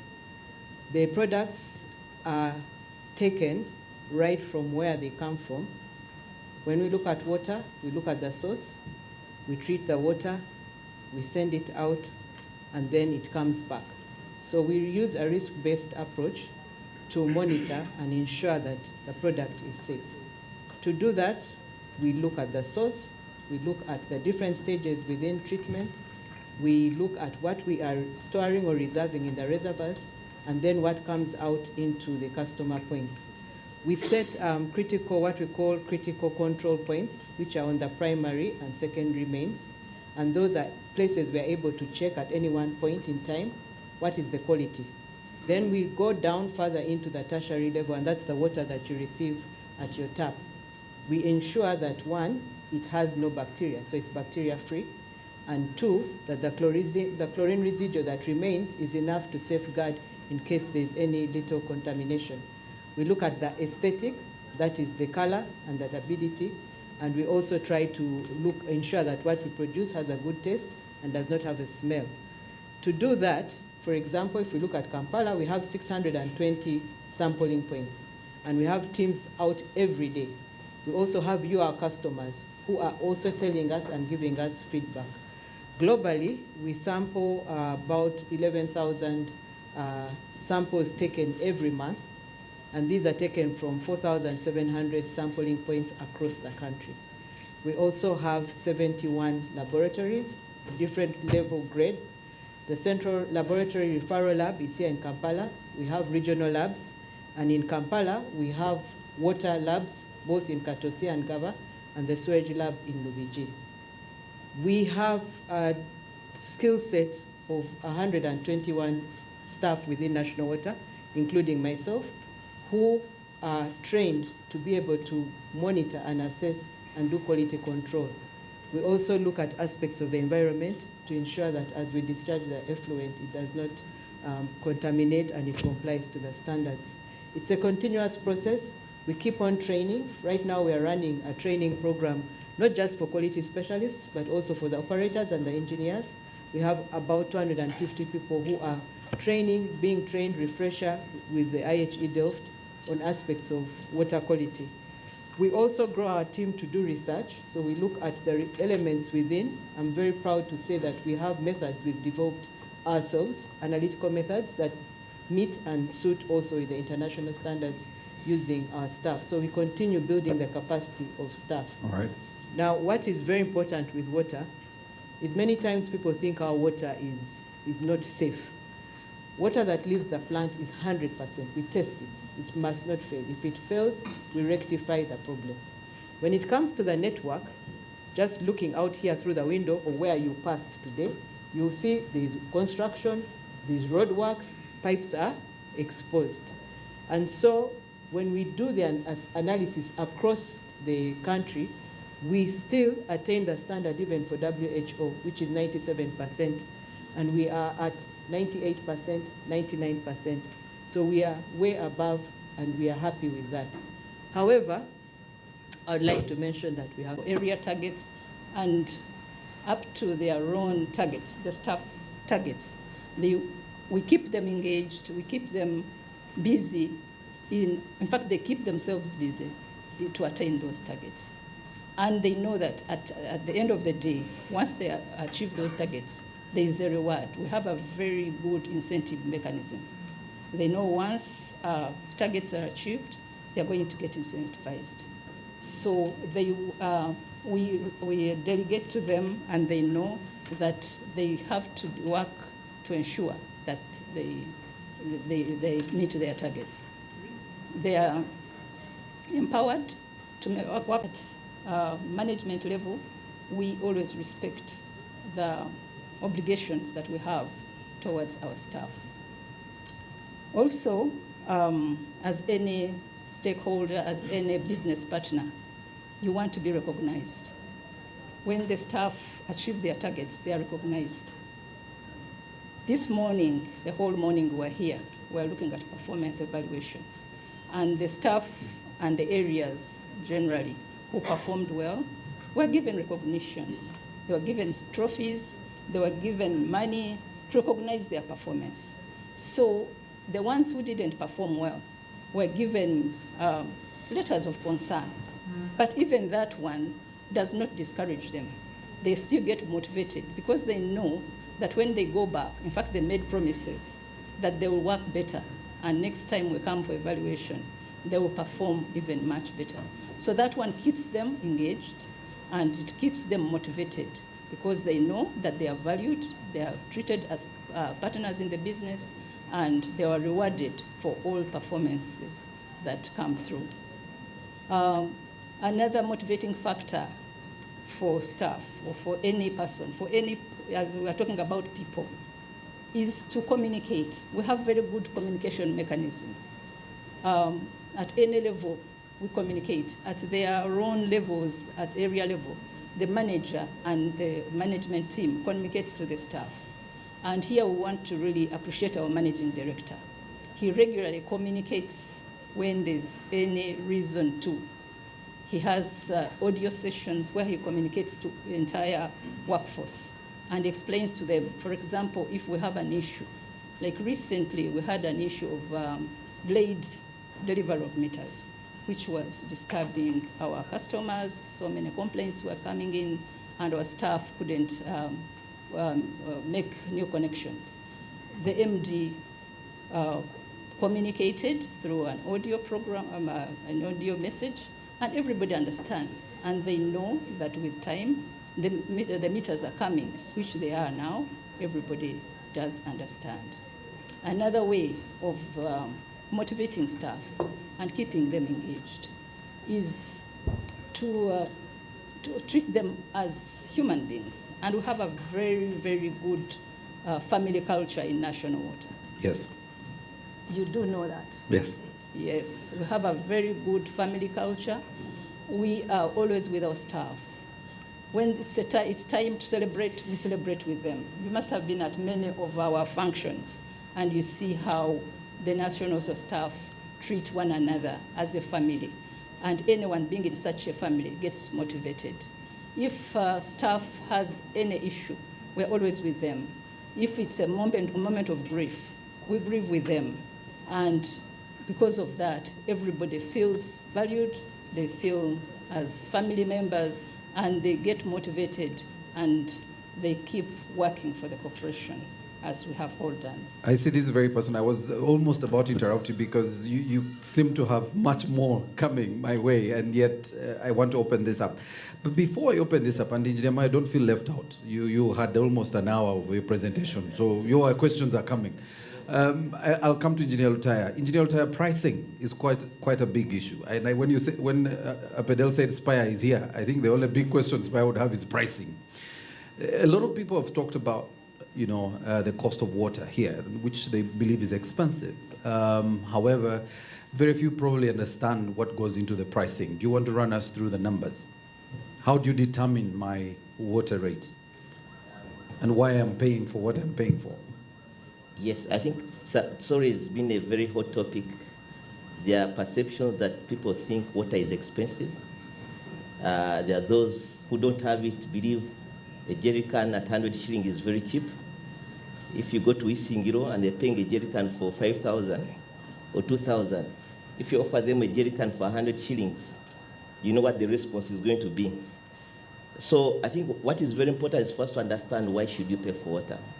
And there are arguments that people believe that water is free because say God-given what? Customers call you and say, but you get this water from Lake Victoria. And why should you charge us for this water? But there's a lot of value addition that goes into the whole process.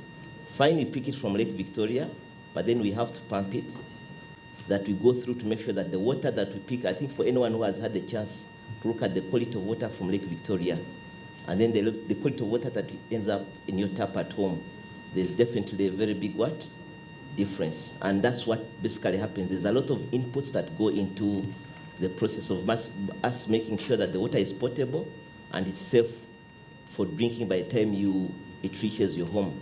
Now, what customers basically pay for are the input costs. So that's the cost of the electricity. We're having a discussion. Every month, National pays 9 billion to Umeme for just power. That's the whole of National Water. Kampala Water alone, we pay almost 4.5 billion every month for power costs. Then the cost for chemicals. Every month, National pays close to 4 billion. This is just chemicals to clean the water. Now, then you have the other inputs. They talked about the materials that we need to make sure that if there's a leakage, it's fixed. We have the staff that we have to mobilize to make sure that they reach your premises in case there's a problem. Then even fuel. Kampala alone, every month we're spending almost 400 million on fuel alone. So there's a huge cost in terms of input that's supposed to be made for us to make sure that the water is potable enough by the time it gets to your home and you have that convenience. And then when you look at our tariff, we have different tariff bands. And we recognize that not all customers are the same. We have categories, customers who are Muntua Wansi, then the customers who are a bit well off. So we've tried to recognize that, and we've been very clear that we've tried to make sure that the price of water is affordable. And if you can't afford a domestic connection, then we made a provision to have a PSP tariff.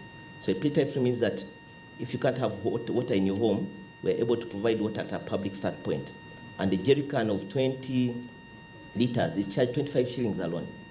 So that's how, again, I'm not going to say water is cheap, because any cheap thing has little value. Water has a lot of value. So that's how water is affordable. So for the people who are getting water in their homes, a 20-liter jerry can goes to as low as 101 shillings. So the day you don't have water and someone has to collect water with any means and brings it to your home, you're not going to pay less than 1,000 shillings. Again, that's how affordable water is. Then for people who are using water for commercial businesses, a 20-liter jerry can goes for 102 shillings. And then we have water for institutions, which is also almost under 103 per jerry can. And then also our tariff is supporting industrialization. So our industries that are consuming more than 1,000 cubic meters per month are able to benefit from an industrial tariff, where a 20-liter jerry can is charged on 59 shillings. So that's the different categories that we've tried to put together. And when you look at our average tariff as a corporation, it's around 5,500, that is with VAT. And 70 to 80% of this tariff goes towards the input costs. And then the other 20% is the one that goes towards to meet depreciation, but also the infrastructure that Nyamayo talked about. He mentioned that you've seen the different projects that are taking place in different parts of the world, of the country. And we've been able to do them as National Water. It means that when you pay your bill in Kampala, you're facilitating a person in Moroto to also have access. Because the person in Moroto is paying a jerry can for 1,000 shillings, and for you, by paying a jerry can for 100 shillings, that money you pay is part of the resources we're using to make sure that people in Moroto, people in Bushenyi are able to have access. So what you're paying for is the input cost, but also you're facilitating access to those that don't have it. All right. I wanted to invite, and I want to check up Adele if we have a question, if we have a mic with Engineer Jude Morga, the Senior Director, IT and Business Solutions. Because I want to talk about technology and innovation, but as I prepared, Adele, just to make sure Engineer Jude has a mic, I want to ask Dr. Rose to speak to... You want to come? Jude, there's actually a chair. You don't want the front seat? The questions might come from the audience for you, so it's okay. Engineer Jude, let me start with you maybe before I go to Dr. Rose. And it was coming out of the presentation by Engineer Mayo, and yourself, in terms of technology, embracing technology as one of your key drivers in your strategic plan now, and to deliver on, first of all, improve efficiency, but also support some of the infrastructure developments they're doing, like non-revenue water. This idea around the app and how we are able to use the app as a good interface for the clients and customers. but also as an engagement tool for your customers, both your customers and also staff. I don't know how National Water is going to, first of all, champion technology as the way to improve on efficiency within our workforce. Thank you, Maurice. Of course, technology is giving us very many options. It is how fast we can move to tap into it. Of course, also considering the resource envelope available to us. We have, of course, tried to have a team so that as much as possible, we have in-house solutions. And this team is limited. With that team, we're able to move and be able to develop a number of solutions that are helping us leverage on technology and improve on the efficiency of our business processes, but also on how we can effectively engage with our customers. For the different parts of our business and processes, and also the deliverables we have to bring on board. For example, you've mentioned about non-revenue water. One of the solutions that we've been piloting and trying to upscale is MapKit. With MapKit, we're able to capture information happening in the network real time. And with that information, it can improve, and it's helping us to improve on our response to leakage management, so that we can reduce on the physical losses, but also be more aware about these losses, where they're happening, and it informs the longer term plans for which you can be able to intervene with infrastructure and reduce on leakage vulnerability. At the same time, with the MapKit, it's also helping us to improve on the supply chain through the point of mobilizing the requirements from inventory, and of course eventually informing our finance and accounting system. Still on technology, we are developing an in-house finance and accounting system. For over 20 years, we've been using iScaler, an off-shelf solution. It's good, but of course, it has its own limitations and restrictions. Yes. With the lessons we've picked from it, and now with the project, we're going to take and develop our in-house accounting system. We believe it's going to give us more flexibility and more options of the enterprise resource planning possibilities and capabilities. And with that, also integrating with other information systems like billing will be seamless. That means from a policy perspective, management perspective, we hope to have a better enabled business intelligence platform, and that we can now become even more data-driven in our decision-making for the different parts of our operations. All right. I'll bring up this other question when we open up the plenary. I'll ask Dr. Rose to speak about AFWASA, the AFWASA Congress and exhibition. Very briefly, I don't know if you can do that. I know if I asked you to speak about the Congress, you may take half the day, but let's try and do it in under 2 minutes. Thank you, Maurice. The African Water and is in Africa. We will have panel discussions. We will have time for sessions, time for networking. Innovations are going to be showcased. We are having this Congress at Speak Resort Convention Center. We have opened up the registration. Local delegates pay much less. We want to encourage you who are here, and also those who are listening in, to join us as we drive the agenda for the next 5 years for the water and sanitation sector. All right. Thank you very much, Dr. Rose. And clearly an endorsement for National Water to host this for a third time on the continent. But I also know, I think, you're looking at close to 10,000 delegates coming for the conference and exhibition. Questions. I could ask all the questions. I still have a lot of questions on technology I'm looking at. There are mics on some tables. There are mobile mics available. Do we start? Julian, you want to go first from Nation Media Group? Julian, there in the middle. A microphone. Apedel, do we have a microphone somewhere there? No, there's a mic. There's at the back. Here. In front. Here. There. All right, Julian.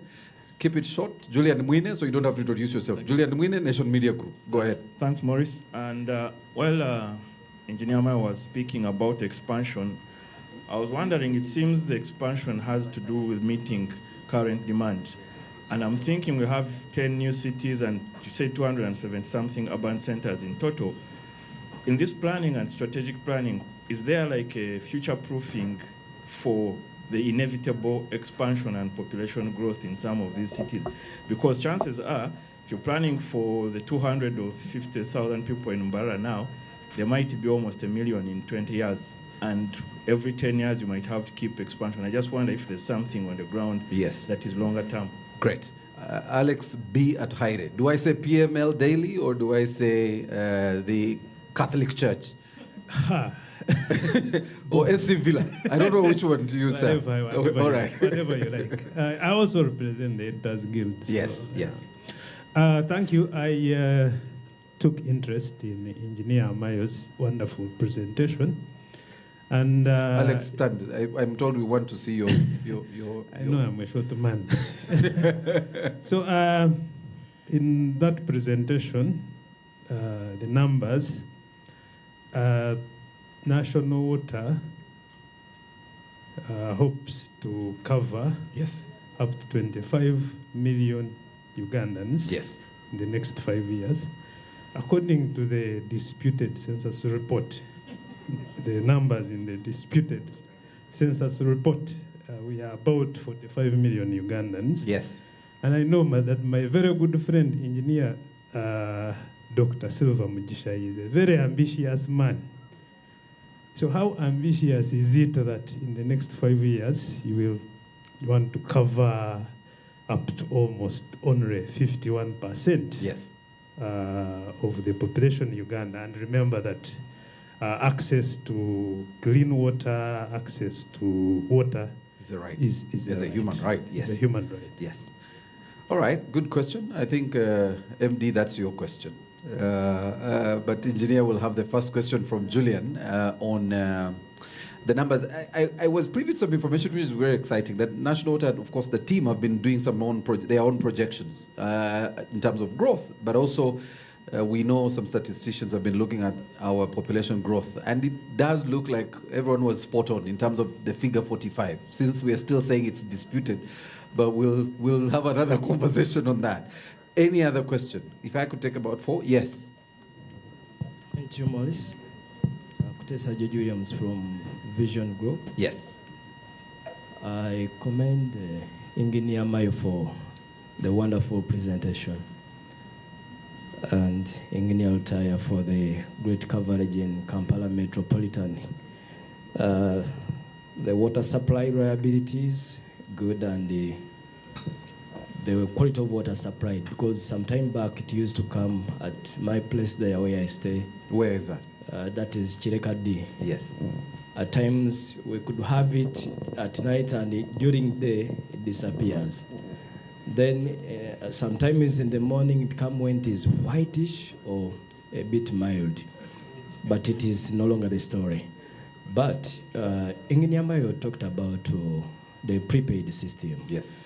And he did not talk about when is it implemented and when are we having it as customers, because I'm a victim of the circumstance.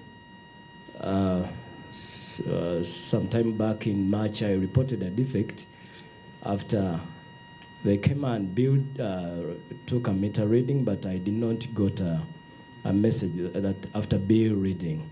So I reported a case in March, but they came and picked the meter in July. So I was estimated for March, May, and June. So I think when we get that system, it will sort out all those issues. All right. Thank you. Well, this is both as a customer and as a journalist. A good question. Okay. Fine. Here, Biwol.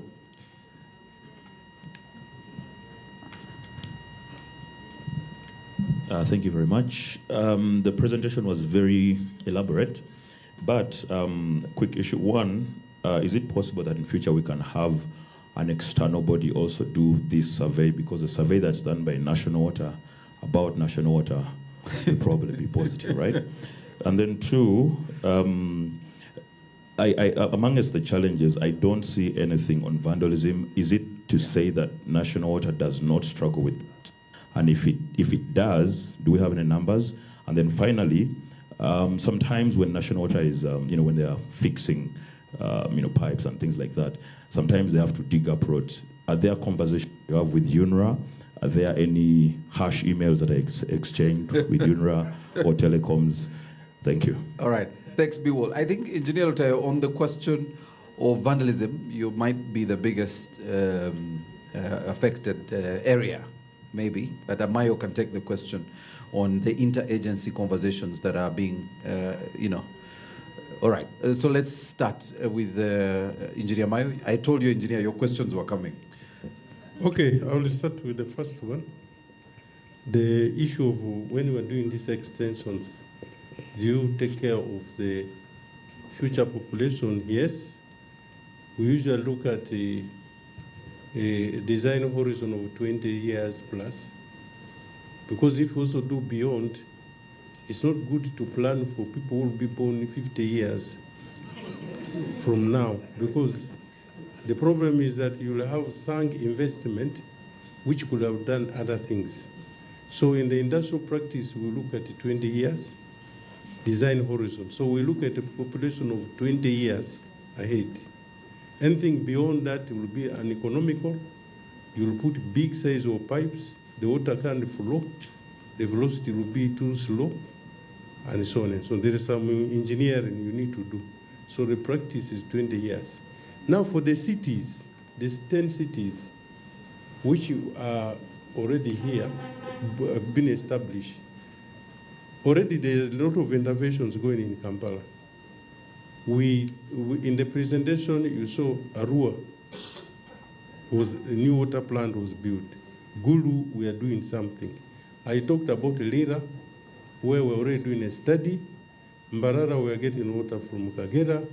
Mbale, we have signed a contract. Masaka. And Masaka, we are tendering. We should be able to conclude that very soon. Now, Fort Portal, Hoima, and Lira were at a study level, and His Excellency the President, as I told you, gave a consent for securing up to 150 million for that project once we have completed.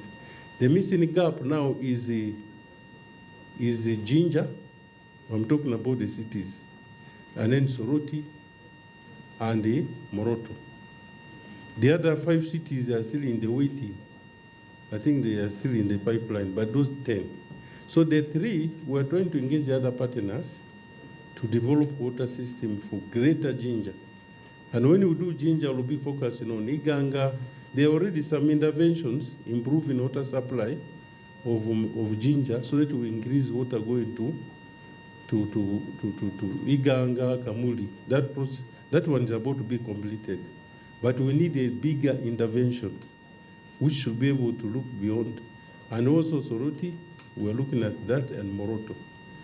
Tororo is not a city, but we, being a gateway to Uganda, we have interested the Japanese. They are willing to fund for us through grant financing. So we're pursuing that. So we have a plan for these cities. Yes. We have a plan. Now, the next question was about prepaid meters. Yes. Prepaid meter in the water industry is a new technology. It is very expensive. The smallest size of a meter can cost you 1.5 million to install. If I put a prepaid meter of 1.5 on my Jaja, who consumes 1 cubic meter of water per month or 2, and the bill maybe is 10,000. This prepaid meter, the cost of recovering the cost, the payback period of that prepaid meter is so many years. And this technology is new. We are trying to compare prepaid meter in water with electricity. The water meter measures something, but the prepaid meter of accounts, because this technology is still in formative stage. My MD here, Dr. Silva, gets telephone calls when we disconnect Mulago Hospital, give us the you connect. How can prepaid meters, accounts of prepaid meters accumulate areas of 5 billion? What does it tell you as Ugandans? That this thing doesn't work? People are selling it to you because for you, anything which comes from outside, you take it. But that's not, I believe you do it yourself. We got our people. They came up with the software. There's a young engineer called, the one who studied from Malaysia, a Muganda boy, who managed to help us to make this software to communicate to the hardware. They sold it to us. We sent a team to Turkey to understudy. Because we wanted to know how to, those people were telling us, why do you want to do this thing? You leave this thing. We shall even reduce for you the price. If our people were not hard-hearted, they would have maybe come with a handshake and they will tell us that things don't work. But I can tell you, if we have to go prepaid meter way in a massive way, we have to do it ourselves and bring the cost down. Yes. Then it may work. But the MD may add more on that when he is making his comments. Damage to roads, when we are doing projects, we have agreements, MOUs we sign with these agencies. With the UNRWA, oh, by the way, UNRWA is very good. Where they have a road reserve, any pipeline we lay it in their road reserve. All they want from us is keep the pipe away towards the end of the road reserve. So that by the time they are going to expand the road, the life of this water pipe maybe is finished. We need to do another, maybe to lay another one. So we work very well with them. With the municipal authorities, we also work together with them. And where it comes to pipes which already exist, when there's a burst, we are not road engineers. The road engineers are in the town councils. So we pay for the reinstatement cost. But because of the challenges, what they have now also done is to nominate to us pre-qualified companies which do road works. And those are the people we use working with them. If you tell Amayo to go and assess whether this road is okay, I'm telling you, whatever telling you, it will just be a lie. Because that is a subject which I forgot long ago. So we need the people who leave the matter of generals to generals. On the issue of how good the road is done, it should be the town authority to come and say, we have done this to our satisfaction. So we are working well. All right. Yeah. I think those were all. Yes. Engineer Altaya, vandalism? I think the concern was he didn't see it as among our challenges, but among the challenges that were highlighted at a very strategic level was non-revenue water. And the vandalism is one of the factors that affect us. When people still vandalize our assets, in most cases, you find that you have some of your fixtures stolen, and then they leave water flowing. Then as a result, those are some of the contributing factors to the losses that have been highlighted. But what we're doing about it a lot is we're doing a lot of engagement with the communities, and that's why we have generated a lot of mileage through the different engagement. What you see here, we have all the managers here, but we've tried to create engagement at the lowest level possible so that we have community policing as one of the measures to deal with vandalism. At one point in Kampala, we had a very serious challenge where there was continuous vandalism of our assets. You wake up one day and you find one of your fixtures being stolen. So, but through the engagement with the local communities, we've worked a lot now with UPDF. So we have UPDF in-house and police in-house. So that infrastructure in terms of engagement we've created is helping us deal with vandalism of some of our assets. Yes, it's still a very big challenge we're facing with, but I think through the interventions we're undertaking, we're seeing some bit of positives. All right. Yes, I'll ask my MD to, I don't know, Pedel, is this one working? Oh, please. Yes. No, you need to stand. For purposes of the cameras, if we could get one of the mics, Sheila, the MD's mic.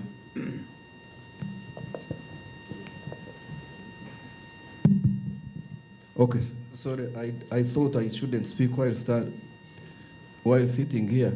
There are two questions. One, I think, was Alex's question. Why are we planning for 25 million Ugandans? Now, I quickly checked on the figures. The urban population for Uganda is currently I think, 29.3%, which comes to about 14.6 million. So the mere fact that we are now serving 19, you can see that we are serving the entire urban population of what? Of Uganda. So the core scope for the mandate of national water is actually urban population. But the reason why we are serving 19 and not 14.6 is because we are pursuing a water for all agenda. So we go beyond the urban boundaries and serve the neighborhoods.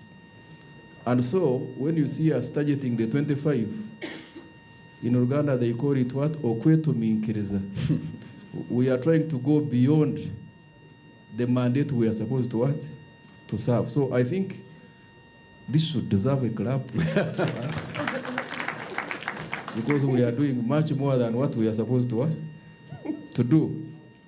Now on the issue of prepaid meters, I think now that you are here, let's understand this issue. Because in national water we are not driven by euphoria about things. You know, we run a risk in Africa of becoming captives of these imperialists. We run that risk. And that's what Engineer Mayo was trying to explain, that we can potentially be just a supermarket. When you go to Europe, there's no country in Europe that uses prepaid meters.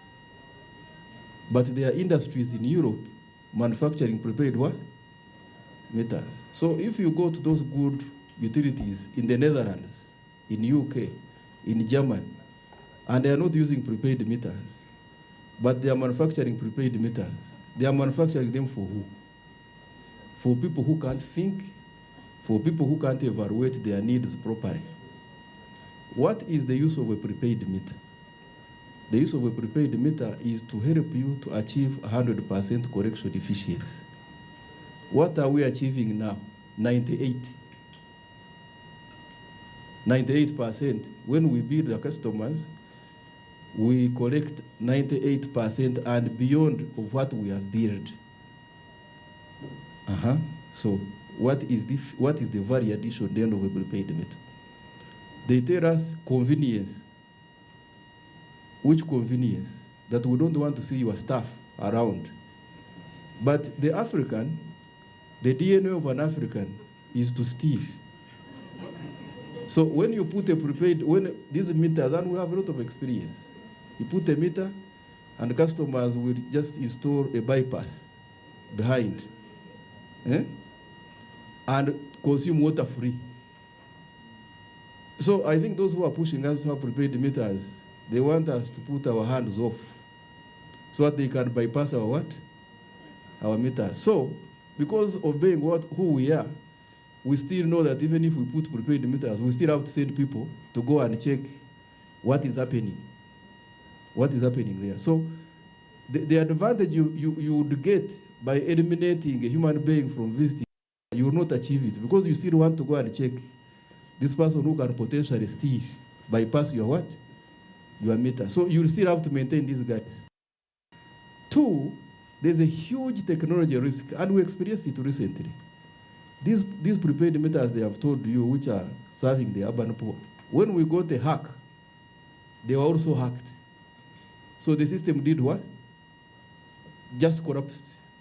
You can imagine if all these 950,000 meters we have were prepaid meters and we got a hack, what would happen? What would happen? So on top of the cost of acquisition, Engineer Mayo has explained to you, there's a huge cost of preventing cyber attack. Those who are involved in technology, you know the cost of cyber security. It's very, very high. Very, very high. So it's not only the cost. Then the cost of maintenance. I think we have a cost of how much do we pay for maintaining these few prepaid meters? The huge, the ones we have. Yes. The one who provided you the software, you have to pay annual license what? Fees. For upgrades. Then you have to upgrade. Then you have to do all these things. So we have said, then I want to do for you a simple calculation. If these 950,000 connections, we loaded them now with prepaid meters, and each prepaid meter was costing 1 million, we need close to 1 trillion to replace this what? So now, how should we drive public policy here? Do we put this 1 trillion in replacing prepaid meters, or would we rather put 1 trillion in reaching Ugandans who are not yet what? Served. What would you recommend? Do we put it to modernize prepaid meters for the rich you, or for reaching the unreached Ugandans? So for now, me and my team, our direction is let's first reach the unreached what? Ugandan. These modernization things, which come with a cost,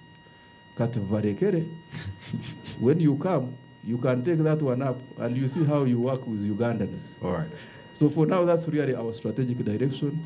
Let's first reach the unserved Ugandans. And as we study this technology, maybe God willing, we can take our prototype of prepaid meters to actual reality, and we have our own prepaid meters for which we can access codes, for which we can do things. And when we got a hack, we survived that hack because most of the technology solutions we had been created by our own selves, so we could be able to go in, troubleshoot, even at the level of coding, and put them back. But this technology we buy from these bazungus, who are not using them, is very dangerous and can easily put us into captivity. Thank you, MD. The online audience, I have been informed there is an ongoing conversation, and so most of the questions are being answered as they come in online. Engineer Jude. Thank you, Maurice. There was a question about having an external person conducting the surveys. We recognize the importance of independent opinions. And our policy is that at least once every 3 years, we have an external person conducting the customer satisfaction survey. So the last external one was carried out in the financial year 2020-2021. And we're still following that cycle. Just to add to that, the external consultant who conducted the survey. Within NDB. MD, the mic. Okay, thanks. Good. The external consultant who conducted the survey in that financial year 2020-2021 returned a satisfaction index of 81%. We've done it in-house. Financial year 2020-2023, the CSI was 80. Financial year just ended, 23-24, 78. Yes. So we've done it internally, and we are scoring ourselves even lower, indicating that I don't think we're just trying to manipulate the results. We're trying to reflect what the customers are telling us. And maybe to show that what Judy is saying is true. Yes. That independent researcher was Research World International. Yes. Those who know Wakida. Wakida, yes. All right. Unless really there's a burning question, I wanted Dr. Rose to talk about external services. A lot of people have always wondered, what is this component of national water called external services? Dr. Rose, you want to speak to that in a minute? Yes, thank you very much, Maurice. As NWSC, those of you who remember the late 90s, many of the government entities were being privatized. But we woke up and said we would not privatize water. We worked hard, we had internal reforms, and they attracted attention from outside the country, from development partners, from other utilities, to understand how come this public utility is working. As such, we had the birth of the external services, which is our consultancy arm, that supports utilities not only in Uganda for those who come, but outside Uganda, across Southeast Asia and the Caribbean. We are operators, so we share from the lessons that we have learned, the mistakes we've made, which we can guide that don't make them again. We take our own staff and we use these people to go out and share experiences and train. We bid for jobs internationally and win some of them. Others, the development partners, ask us to go in and step into these countries. We've worked in over 100 utilities, 35 countries across the world. We've had about 110 contracts. We are currently working in 5 countries directly, that is having missions there, around East Africa and South Africa, in the Zambian region. But we do get very many companies coming to benchmark from us. Also internally, URA have come, UBOS were here some years back. We also do tailor-made trainings, so we share and prepare sessions for them. So we've had an outreach to almost 2,000 people across the world. And that is what we share. In Feb next year, we'll be celebrating 20 years. I think what is very important is that it has helped us retain a number of our own people, including myself, because we have continued to give back and to grow. It's not only water utilities. We've worked in Rwanda with the electricity company. We've worked in Tanzania with the electricity company as well. Thank you. All right. Thank you, Dr. Rose. I must say, for openness here, that she's my former chair PTA at Gayaza High School. So that's so I have to respect her in that right. So let's close this. I want to close this conversation. Engineer Mayo, let's start with you. Your quick takeaway from the conversation today, because the expectations are extremely high. But looking at what's happening, and I don't know if a lot of you are following what's been happening, just close by, look at what's happening in Kigali. I don't know if you've seen what's happening in Nairobi. There's a lot of water stress, even in the region, with the climate change you spoke to in your own presentation. Where is national water going from here, and how will you be able to position yourself as an institution, as a utility agency that is able to stand above the waters, given the challenges that are coming your way? I think I look at the future from the perspective of what NWSC has been. We have positioned ourselves as a learning institution, willing to change, to get ideas from other people. The other thing I also see, which is driving the way we do things, we have self-belief. Yes. Conviction. We started the external service as a joke, and we're the belief, and we are there. All these investments, when we started seeing that development partners, the money is becoming a problem, we had ventured into borrowing money. And we came to realize, actually, when you use your own money, you spend less than 30%. I'll give you numbers. Busheni project was done under World Bank project, World Bank financing. It took us 9 million. A treatment plant of a capacity of 3,500 cubic meters. We did in Yantonde using market finance. It took us 15 billion. The treatment plant has a capacity of 5 million. So when you use your money, there is not too much English language, spoken procedures. I mean, everything moves. Flexibility allows you you are able to do things cheaply. So our conviction that we can do things ourselves, yes, and with all the determination is what is going to take us. And where we want to go is well stipulated in our corporate plan. If you get a corporate, it is on the web, by the way. If you really look at our corporate plan, it spells out where we want to be.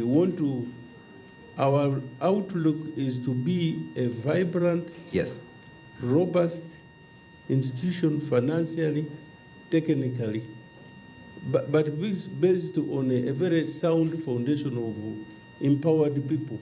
I mean, people who know what they are doing. Yes. And I think that is going to be what is going to take us. And with the continuous performance management culture, I think the sky can only be the starting point for us. All right. Madam Edith, that's where we'll pick it up from. The work-life balance of your staff. How do you retain your staff? How do you, as an institution, strategically retain this excellent staff Engineer Mayo is talking about, but also maintain their work-life balance? I don't know if you can do that in a minute. Thank you, Maurice. I can tell you that we do retain our staff for quite a long time. We are the examples here. You can see some of us have been here for the last 30 years. And we do ensure that there is work-life balance. Yes. First of all, to retain staff, you have to see that you grow them. Career development. Our staff, when they join, most of them are just graduates from universities or even with diplomas and certificates. But when you look at them after some years, they've developed themselves career-wise, and that is because it's a strategy in the corporation. We have our own skill development centers in Gaba, which Dr. Rose heads. Last year, in fact, this financial year, we graduated about 500 staff in different careers. So it is planned that our staff should grow in terms of career. So staff remain in National Water knowing that they'll grow. Another way of retaining staff, we ensure their health. National Water has one of the best medical schemes. Our staff, all our staff and their immediate families, for those who qualify, are treated at National Water cost. And that one is quite a retaining strategy, because everybody wants to be healthy, and you know how expensive health is. So if you have an employer who pays for your health services, that one you want to remain with him or her. We have competitive welfare schemes. We have the Provident Fund. On top of contributing to WASE, or rather to NSSF, we also contribute, the corporation contributes 5% for each staff, as long as that staff also contributes in the Provident Fund. That one was done so that we could retain our staff. And they know that as long as they are there every month, the corporation is it is providing for them, it's a saving for them in the Provident Fund. We always encourage our staff to save. We have a saving scheme, which is called WASE, Water Saving Scheme. And most of them do save, so they have some money there. And when they are working, they know that at least they have a fallback because of National Water's encouragement. National Water is one of the employers that pays on time. That is quite a retaining strategy.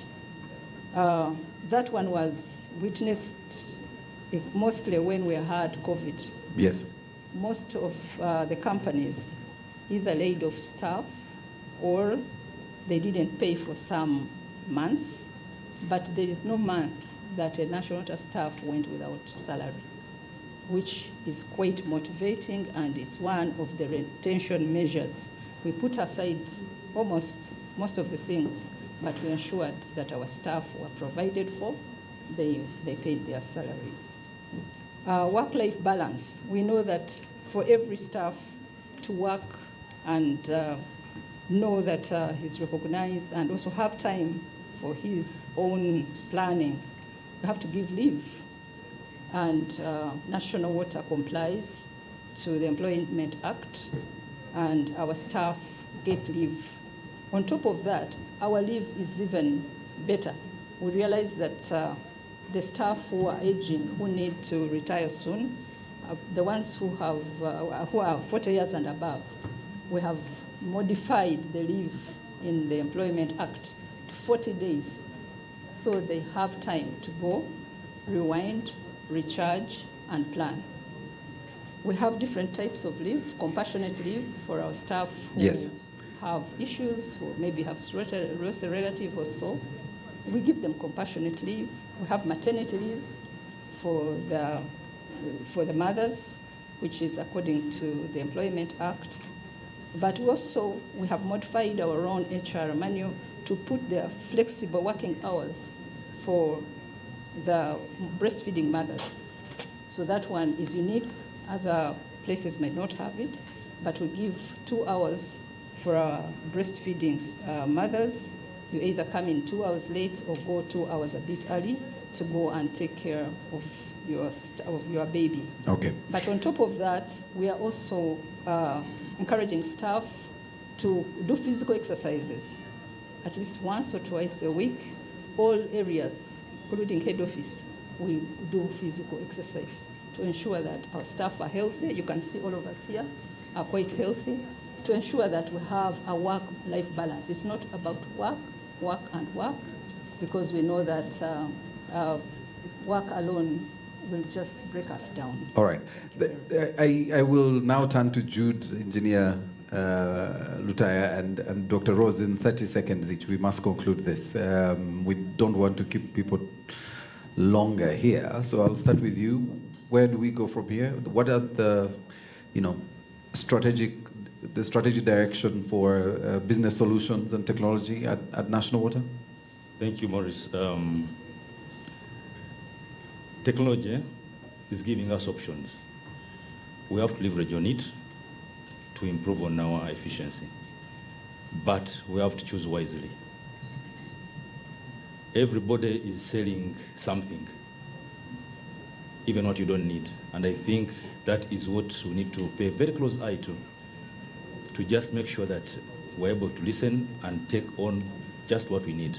There are so many products being sold around. Yes. And it can cause a lot of confusion in our operations, but also unnecessary expenditure. And we're going to see a lot of those at the Congress in February. There will be so many hawkers. All right. Engineer Lutaya, you have the biggest pressure. Everyone in this room is looking at you to ensure that they can flush their toilet at midnight. Engineer Mayo, that they can have enough water. The tank is full at midnight, then we can actually use the toilet at midnight. Okay, I think thanks, Engineer Mayo, for that trick. I didn't know. Now I know. Yeah. No, I'm joking. Yes. I think first of all, I want to appreciate this engagement we've had with our very critical stakeholders. I think the takeaway is we need to have this more often, because we could be doing so many good things, but they only add value if people get to know and understand them. And I think for the side of our customers, what we're going to do is not to tire as far as engaging and sensitize them, especially in areas that are still controversial, areas of bills. I don't think it's the case is not about the cost, it's about understanding what is the gymnastics behind these prices. So the biggest takeaway we're taking away from all of us is that, one, on the side of us, we're going to continuously engage our customers, but also on the side of the customer, I think they get the confidence, because sometimes when you feel your money is being put to the right use, yes, usually customers are able to respond positively. And I think when they understand the kind of institution that is serving them, then even if it comes to paying for the bills, they'll be able to pay for them. So all right, the assurance we give them is that they're in safe hands, and we have all the committee to make sure that we provide water and sanitation for all. All right. Dr. Rose, yours is going to be very specific, and I know Madam Edith spoke to this. The African Sanitation Academy. Do you want to use your 30 seconds to talk about that? Thank you very much, Maurice. One of the challenges we've had in Africa, maybe also in Uganda, is to ensure that we have the right leaders to create the change and give the result that we need. So as Uganda, we're privileged to host the African Water and Sanitation Academy, which will be hosted by NWSC, with that confidence put in us because of what majorly we have achieved as a country in the water and sanitation sector. To see our contribution to building leaders and not current leaders, most of us are about to wind off here, but the future leaders of the utilities around Africa, to ensure that we can do away, for me that's my vision, with that yellow jerry can, not because there is no money, but because we have the wrong leaders. And so we are trying to see how to build the skills for leadership and also management, and also give them the right skill sets that they need to deal with the people that they have as workforces and also with the sectors at large. We believe that that way we can make a very big impression on the African footprint. We've had countries where we have worked as consultants under external services within 2 years where we've seen 3 MDs and 2 ministers. So each time you go back, there's someone new. And at one point, we had almost 7 members of the African Water and Sanitation Board. They had been kicked off. And there was a board meeting, Dr. Silva is our president, and there were new faces. We want to avoid that. We believe that Africa can do better, and we believe our contribution to the academy will be worthwhile. Thank you. Ladies and gentlemen, can we appreciate our panel for a job well done? Dr. Rose, Engineer Altaya, Engineer Jude, Madam Edith, and of course Engineer Mayo. Please stand for a photo. The cameraman said I must ensure we have a photo, group photo of you, my panelists. And job well done. As I invite our host, Pedel, I thought you're the one going. I can't invite the boss, you know.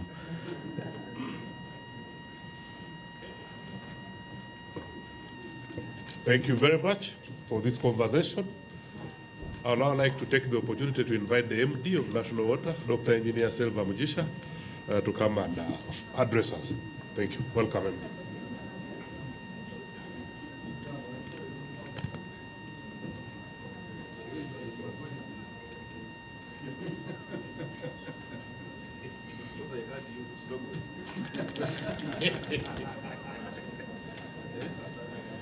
Thank you very much, Board Chairperson, our partners, ladies and gentlemen.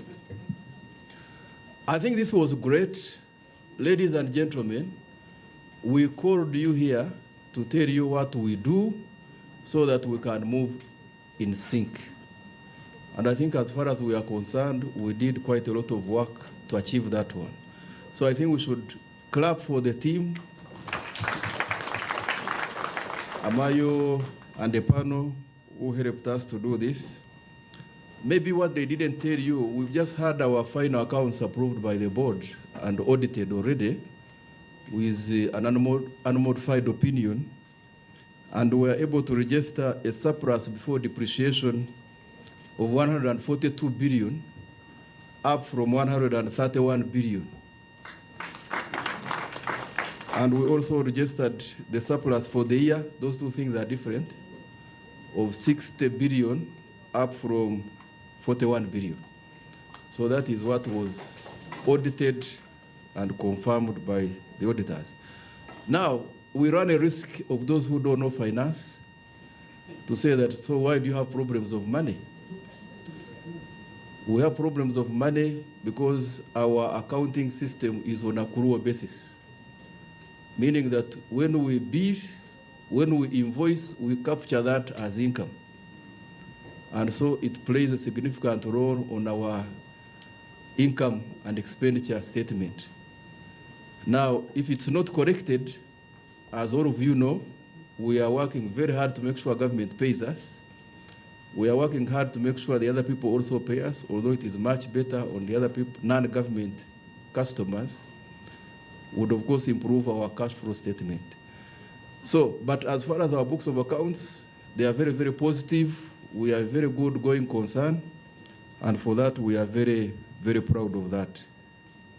Now, the media is our very, very important partner, and we cherish you a lot because you are very good instruments for passing information to the public. And this institution is a public institution, and if we can work with you to make sure that this information reaches the public, it is extremely, very, very important, and that's why we value you as our key partners in the way we conduct our business here. I don't think Sam and my colleagues who are here, and maybe the board chairperson, it is going to be a huge cost. It can't be a huge cost for us to have this kind of interaction on a quarterly basis. We keep meeting, we keep interacting. This business cannot be completed here. I want to request you that let's keep our interaction going, whether it is here, whether it is not here. For us, we are open. We know we are not angels. We know errors can be committed. What we can assure you, we can never deliberately do wrong things here. We can't. If you detect anything going wrong, let us know it. Using your channels, let us know it. Let's not rush. I mean, this is our country. We all live in this country. If something has gone wrong and MD is not aware, find a way of the MD doing what? Being aware. I want to thank all of you who have done that. I have been knowing some of the things from you. The native, I think he had a problem you had a problem in Murago. We came in and moved around with you. We want to thank you very much. Many of you, Dr. Aspire has been alerting us. All of you, you've been alerting us to check. And that does not stop you from having your own assessment, whether that was deliberate or not. But the promise I can put to you is that we are very, very intentional in making sure that we correct what is going wrong in the institution so that we can serve Ugandans better. In that sense, let's promote mutuality and not duality. Those two things are different. Let's promote mutuality and not what? Duality. Duality is this thing of black and white. If you have black and white, that is what? Duality, isn't it? If you have government and opposition, that is what? Duality. Everybody always wants to do things in a what? So let's promote a mutual relationship. This institution is yours, this institution is for Uganda, and we need to make things move better. You've heard our mindset here is self-reliance. We don't want to be driven into things we don't understand. We don't want. Many people have come selling us these technologies. I have sharp guys here who analyze things. They analyze. My personal belief is what any human being can do anywhere on earth, a Ugandan can do it. That's my belief. So you can't bring me your technology and you think I will be excited over it. No. Instead of selling me your technology, sell me the know-how of how to create that technology here. That's my approach, always. Because why do you think you are a better human being than a Ugandan? What can be done anywhere in Europe, in America, in Asia, a Ugandan can do what? Can do it. And I can tell you, by using that approach, you'll be very surprised. We have the most active IT orientation in national water. I'm also on boards of other institutions, and I know how how their IT departments work. I am proud to tell you that we have the most vibrant IT department. Most vibrant. In terms of development of solutions, you can't match us anywhere. And that is something you need to support us to promote. Support us to promote that. Support us to get away from buying external solutions from Greece, from Turkey, from China. Let's develop our own what? Develop our own solutions. If we develop our own finance management system, the way they have told you, it will be a breakthrough. It is the only solution where people take us for granted. You need to pay these license fees. You need to upgrade at this cost. You need to do this. Then they go and sit somewhere and turn you off, and you cannot proceed. Or they confuse your data, and you spend the whole week being confused. So if we have our system, then everything is in our what? in our hands. I'm happy to tell you that that system, Jude, is indeed almost 70% done now. Very many modules have been done. And we shall do it.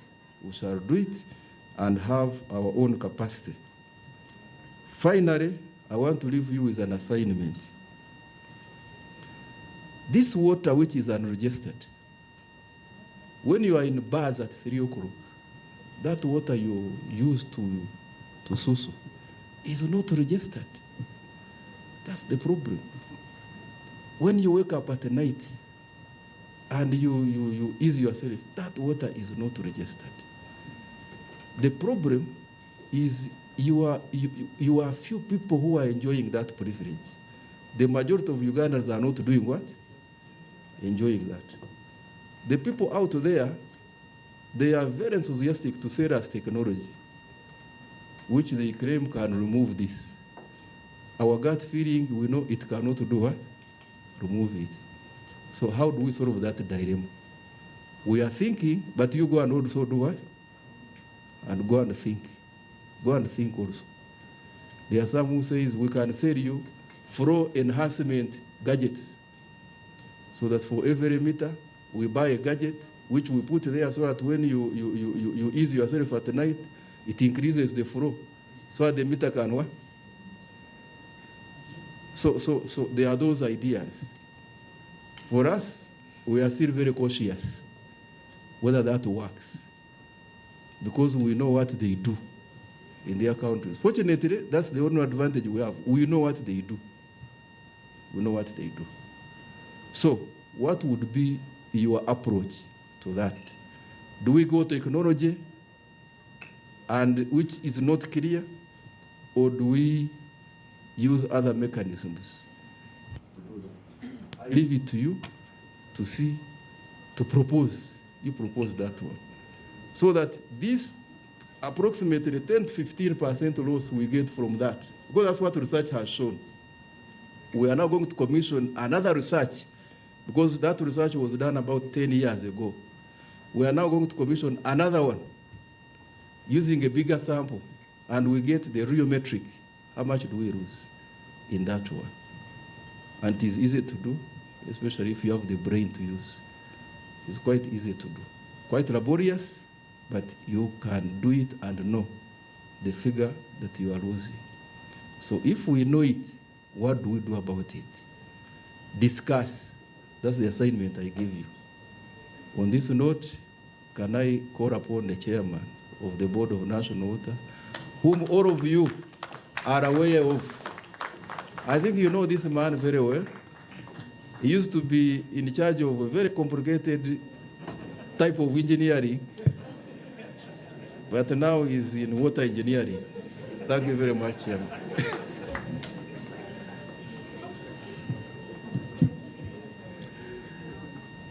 The MD, National Water and Sewage Corporation, Deputy MDs,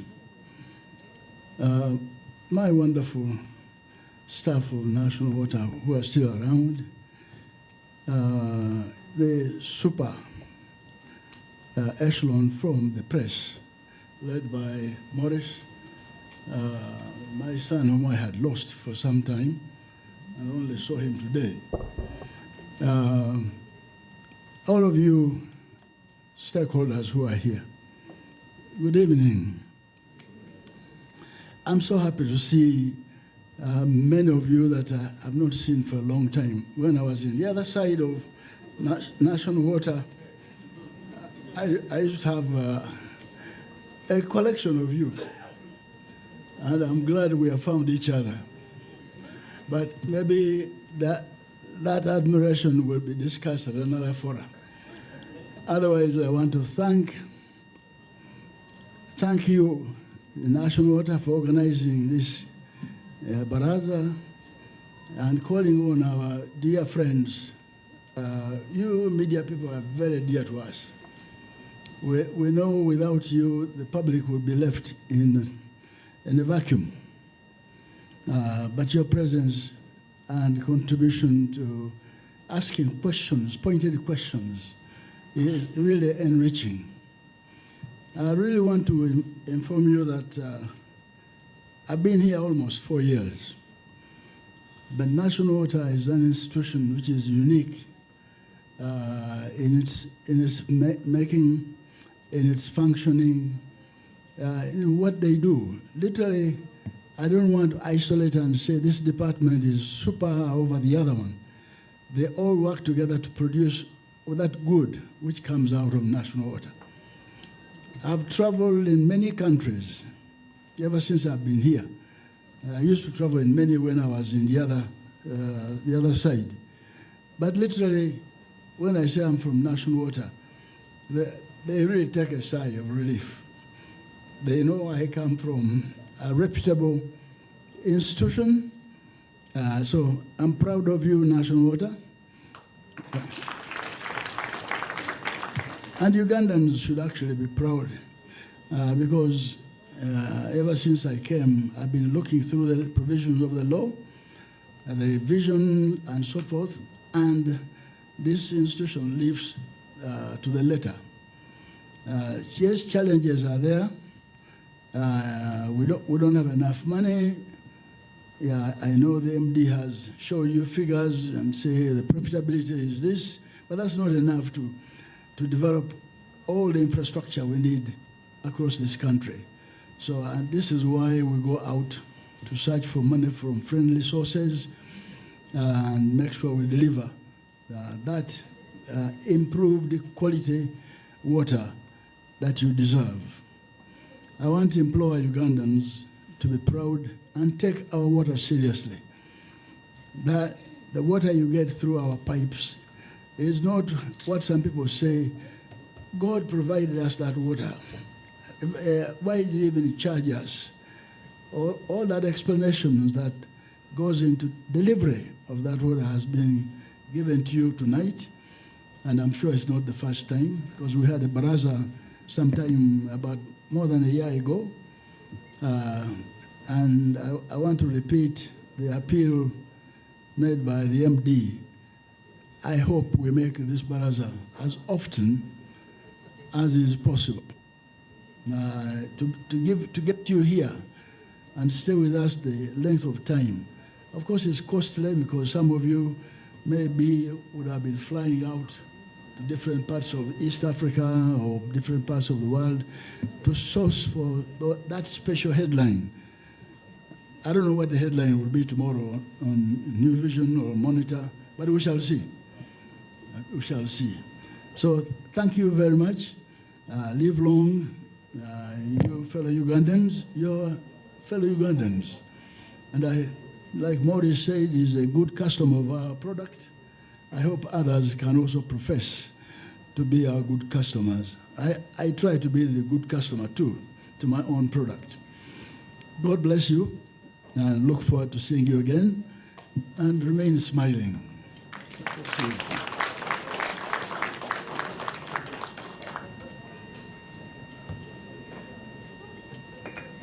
Thank you, ladies and gentlemen, for this engagement.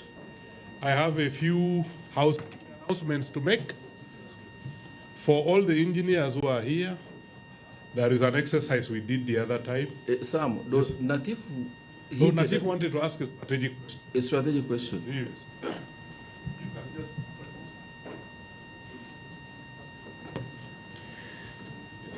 Hi, everyone. My name is Anthony Natif. I come from Public Square. We've disturbed you so much, National Water, and also we're some of your biggest fans. I was intrigued as someone who has been in business before by the number that the MD shared here of a surplus of surplus before depreciation of 142 billion from 131 billion. When you look at the companies that we have on the Ugandan Stock Exchange, very few of them can actually brag about this kind of performance. And so to that extent, I have to congratulate you and your team, Mr. Managing Director. But I also listened keenly to your staff who have a very interesting grasp on the financing numbers.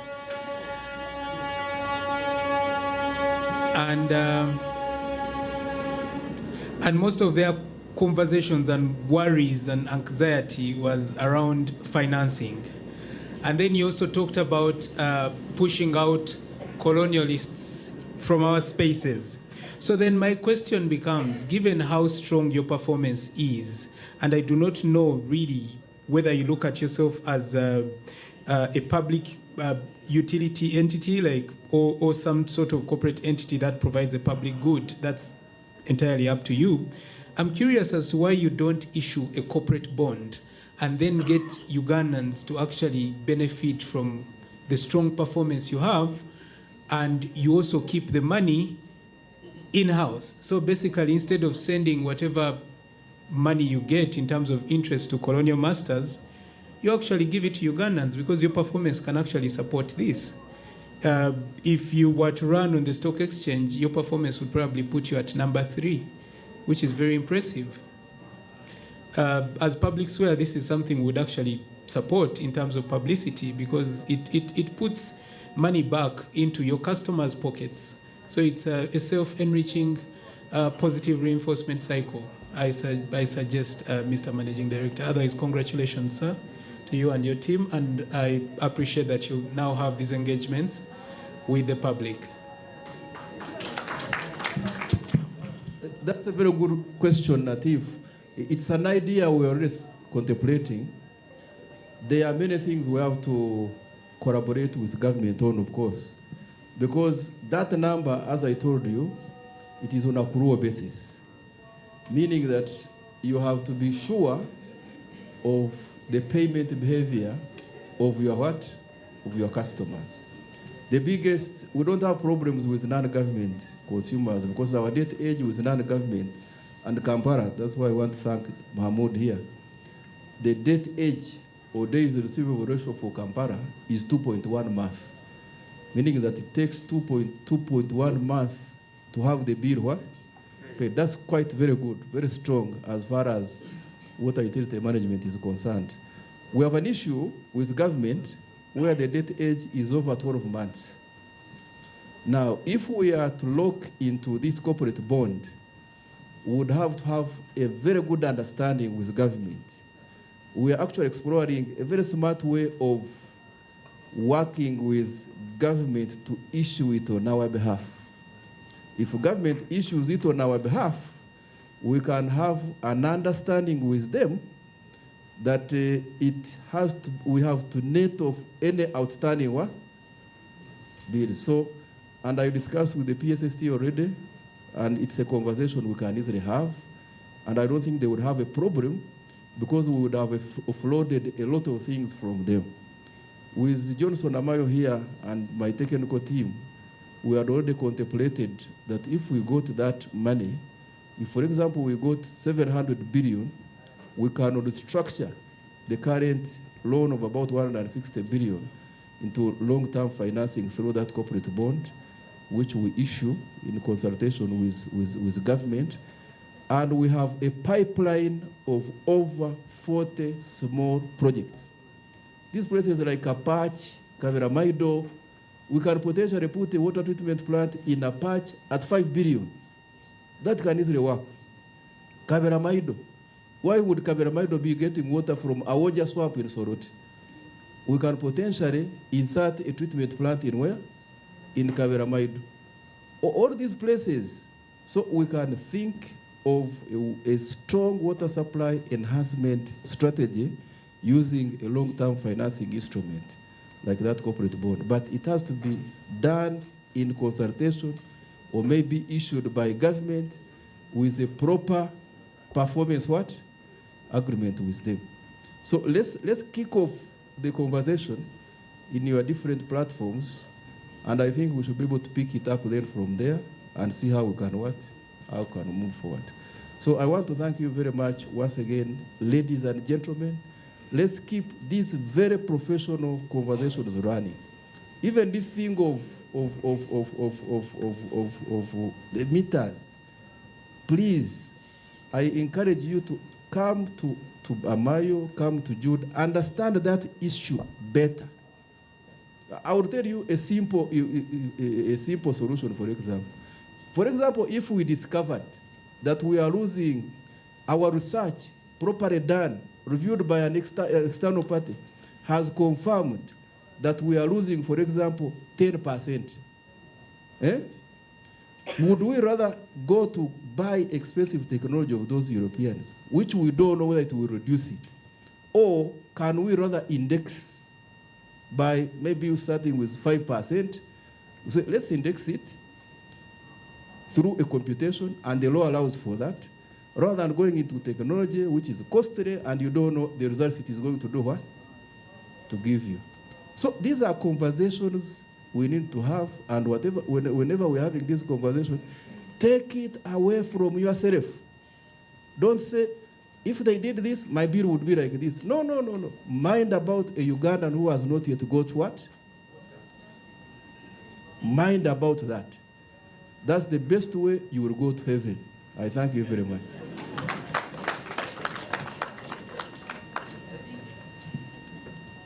Thank you very much. I'd like to thank everyone who has spared their time to come and engage in this conversation. I'd like to thank those who are online. This engagement is very, very important. You cannot be in service delivery and you're not close to the people you're serving. In the water sector, there is nowhere to hide. We're in the open. We're in your house every day.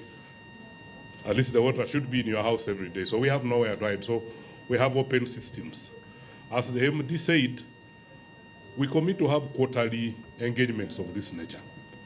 I have some housekeeping announcements to make. The engineers who are here, your certificates and transcripts are ready. You'll pick them downstairs. Our very good host, Dr. Ross, prepared some bites and drinks downstairs in the garden. I suggest that we give priority to our visitors to go down first, and then we join them. We also have this information that was provided. The copy of the corporate plan is available for all our stakeholders who showed up, the journalists and what. The presentation that was done by Engineer Moyo is also available. So you'll have a gift hamper somewhere outside there. We will give it to the visitors who came. And then, thank you very much. Thank you very much. Yes.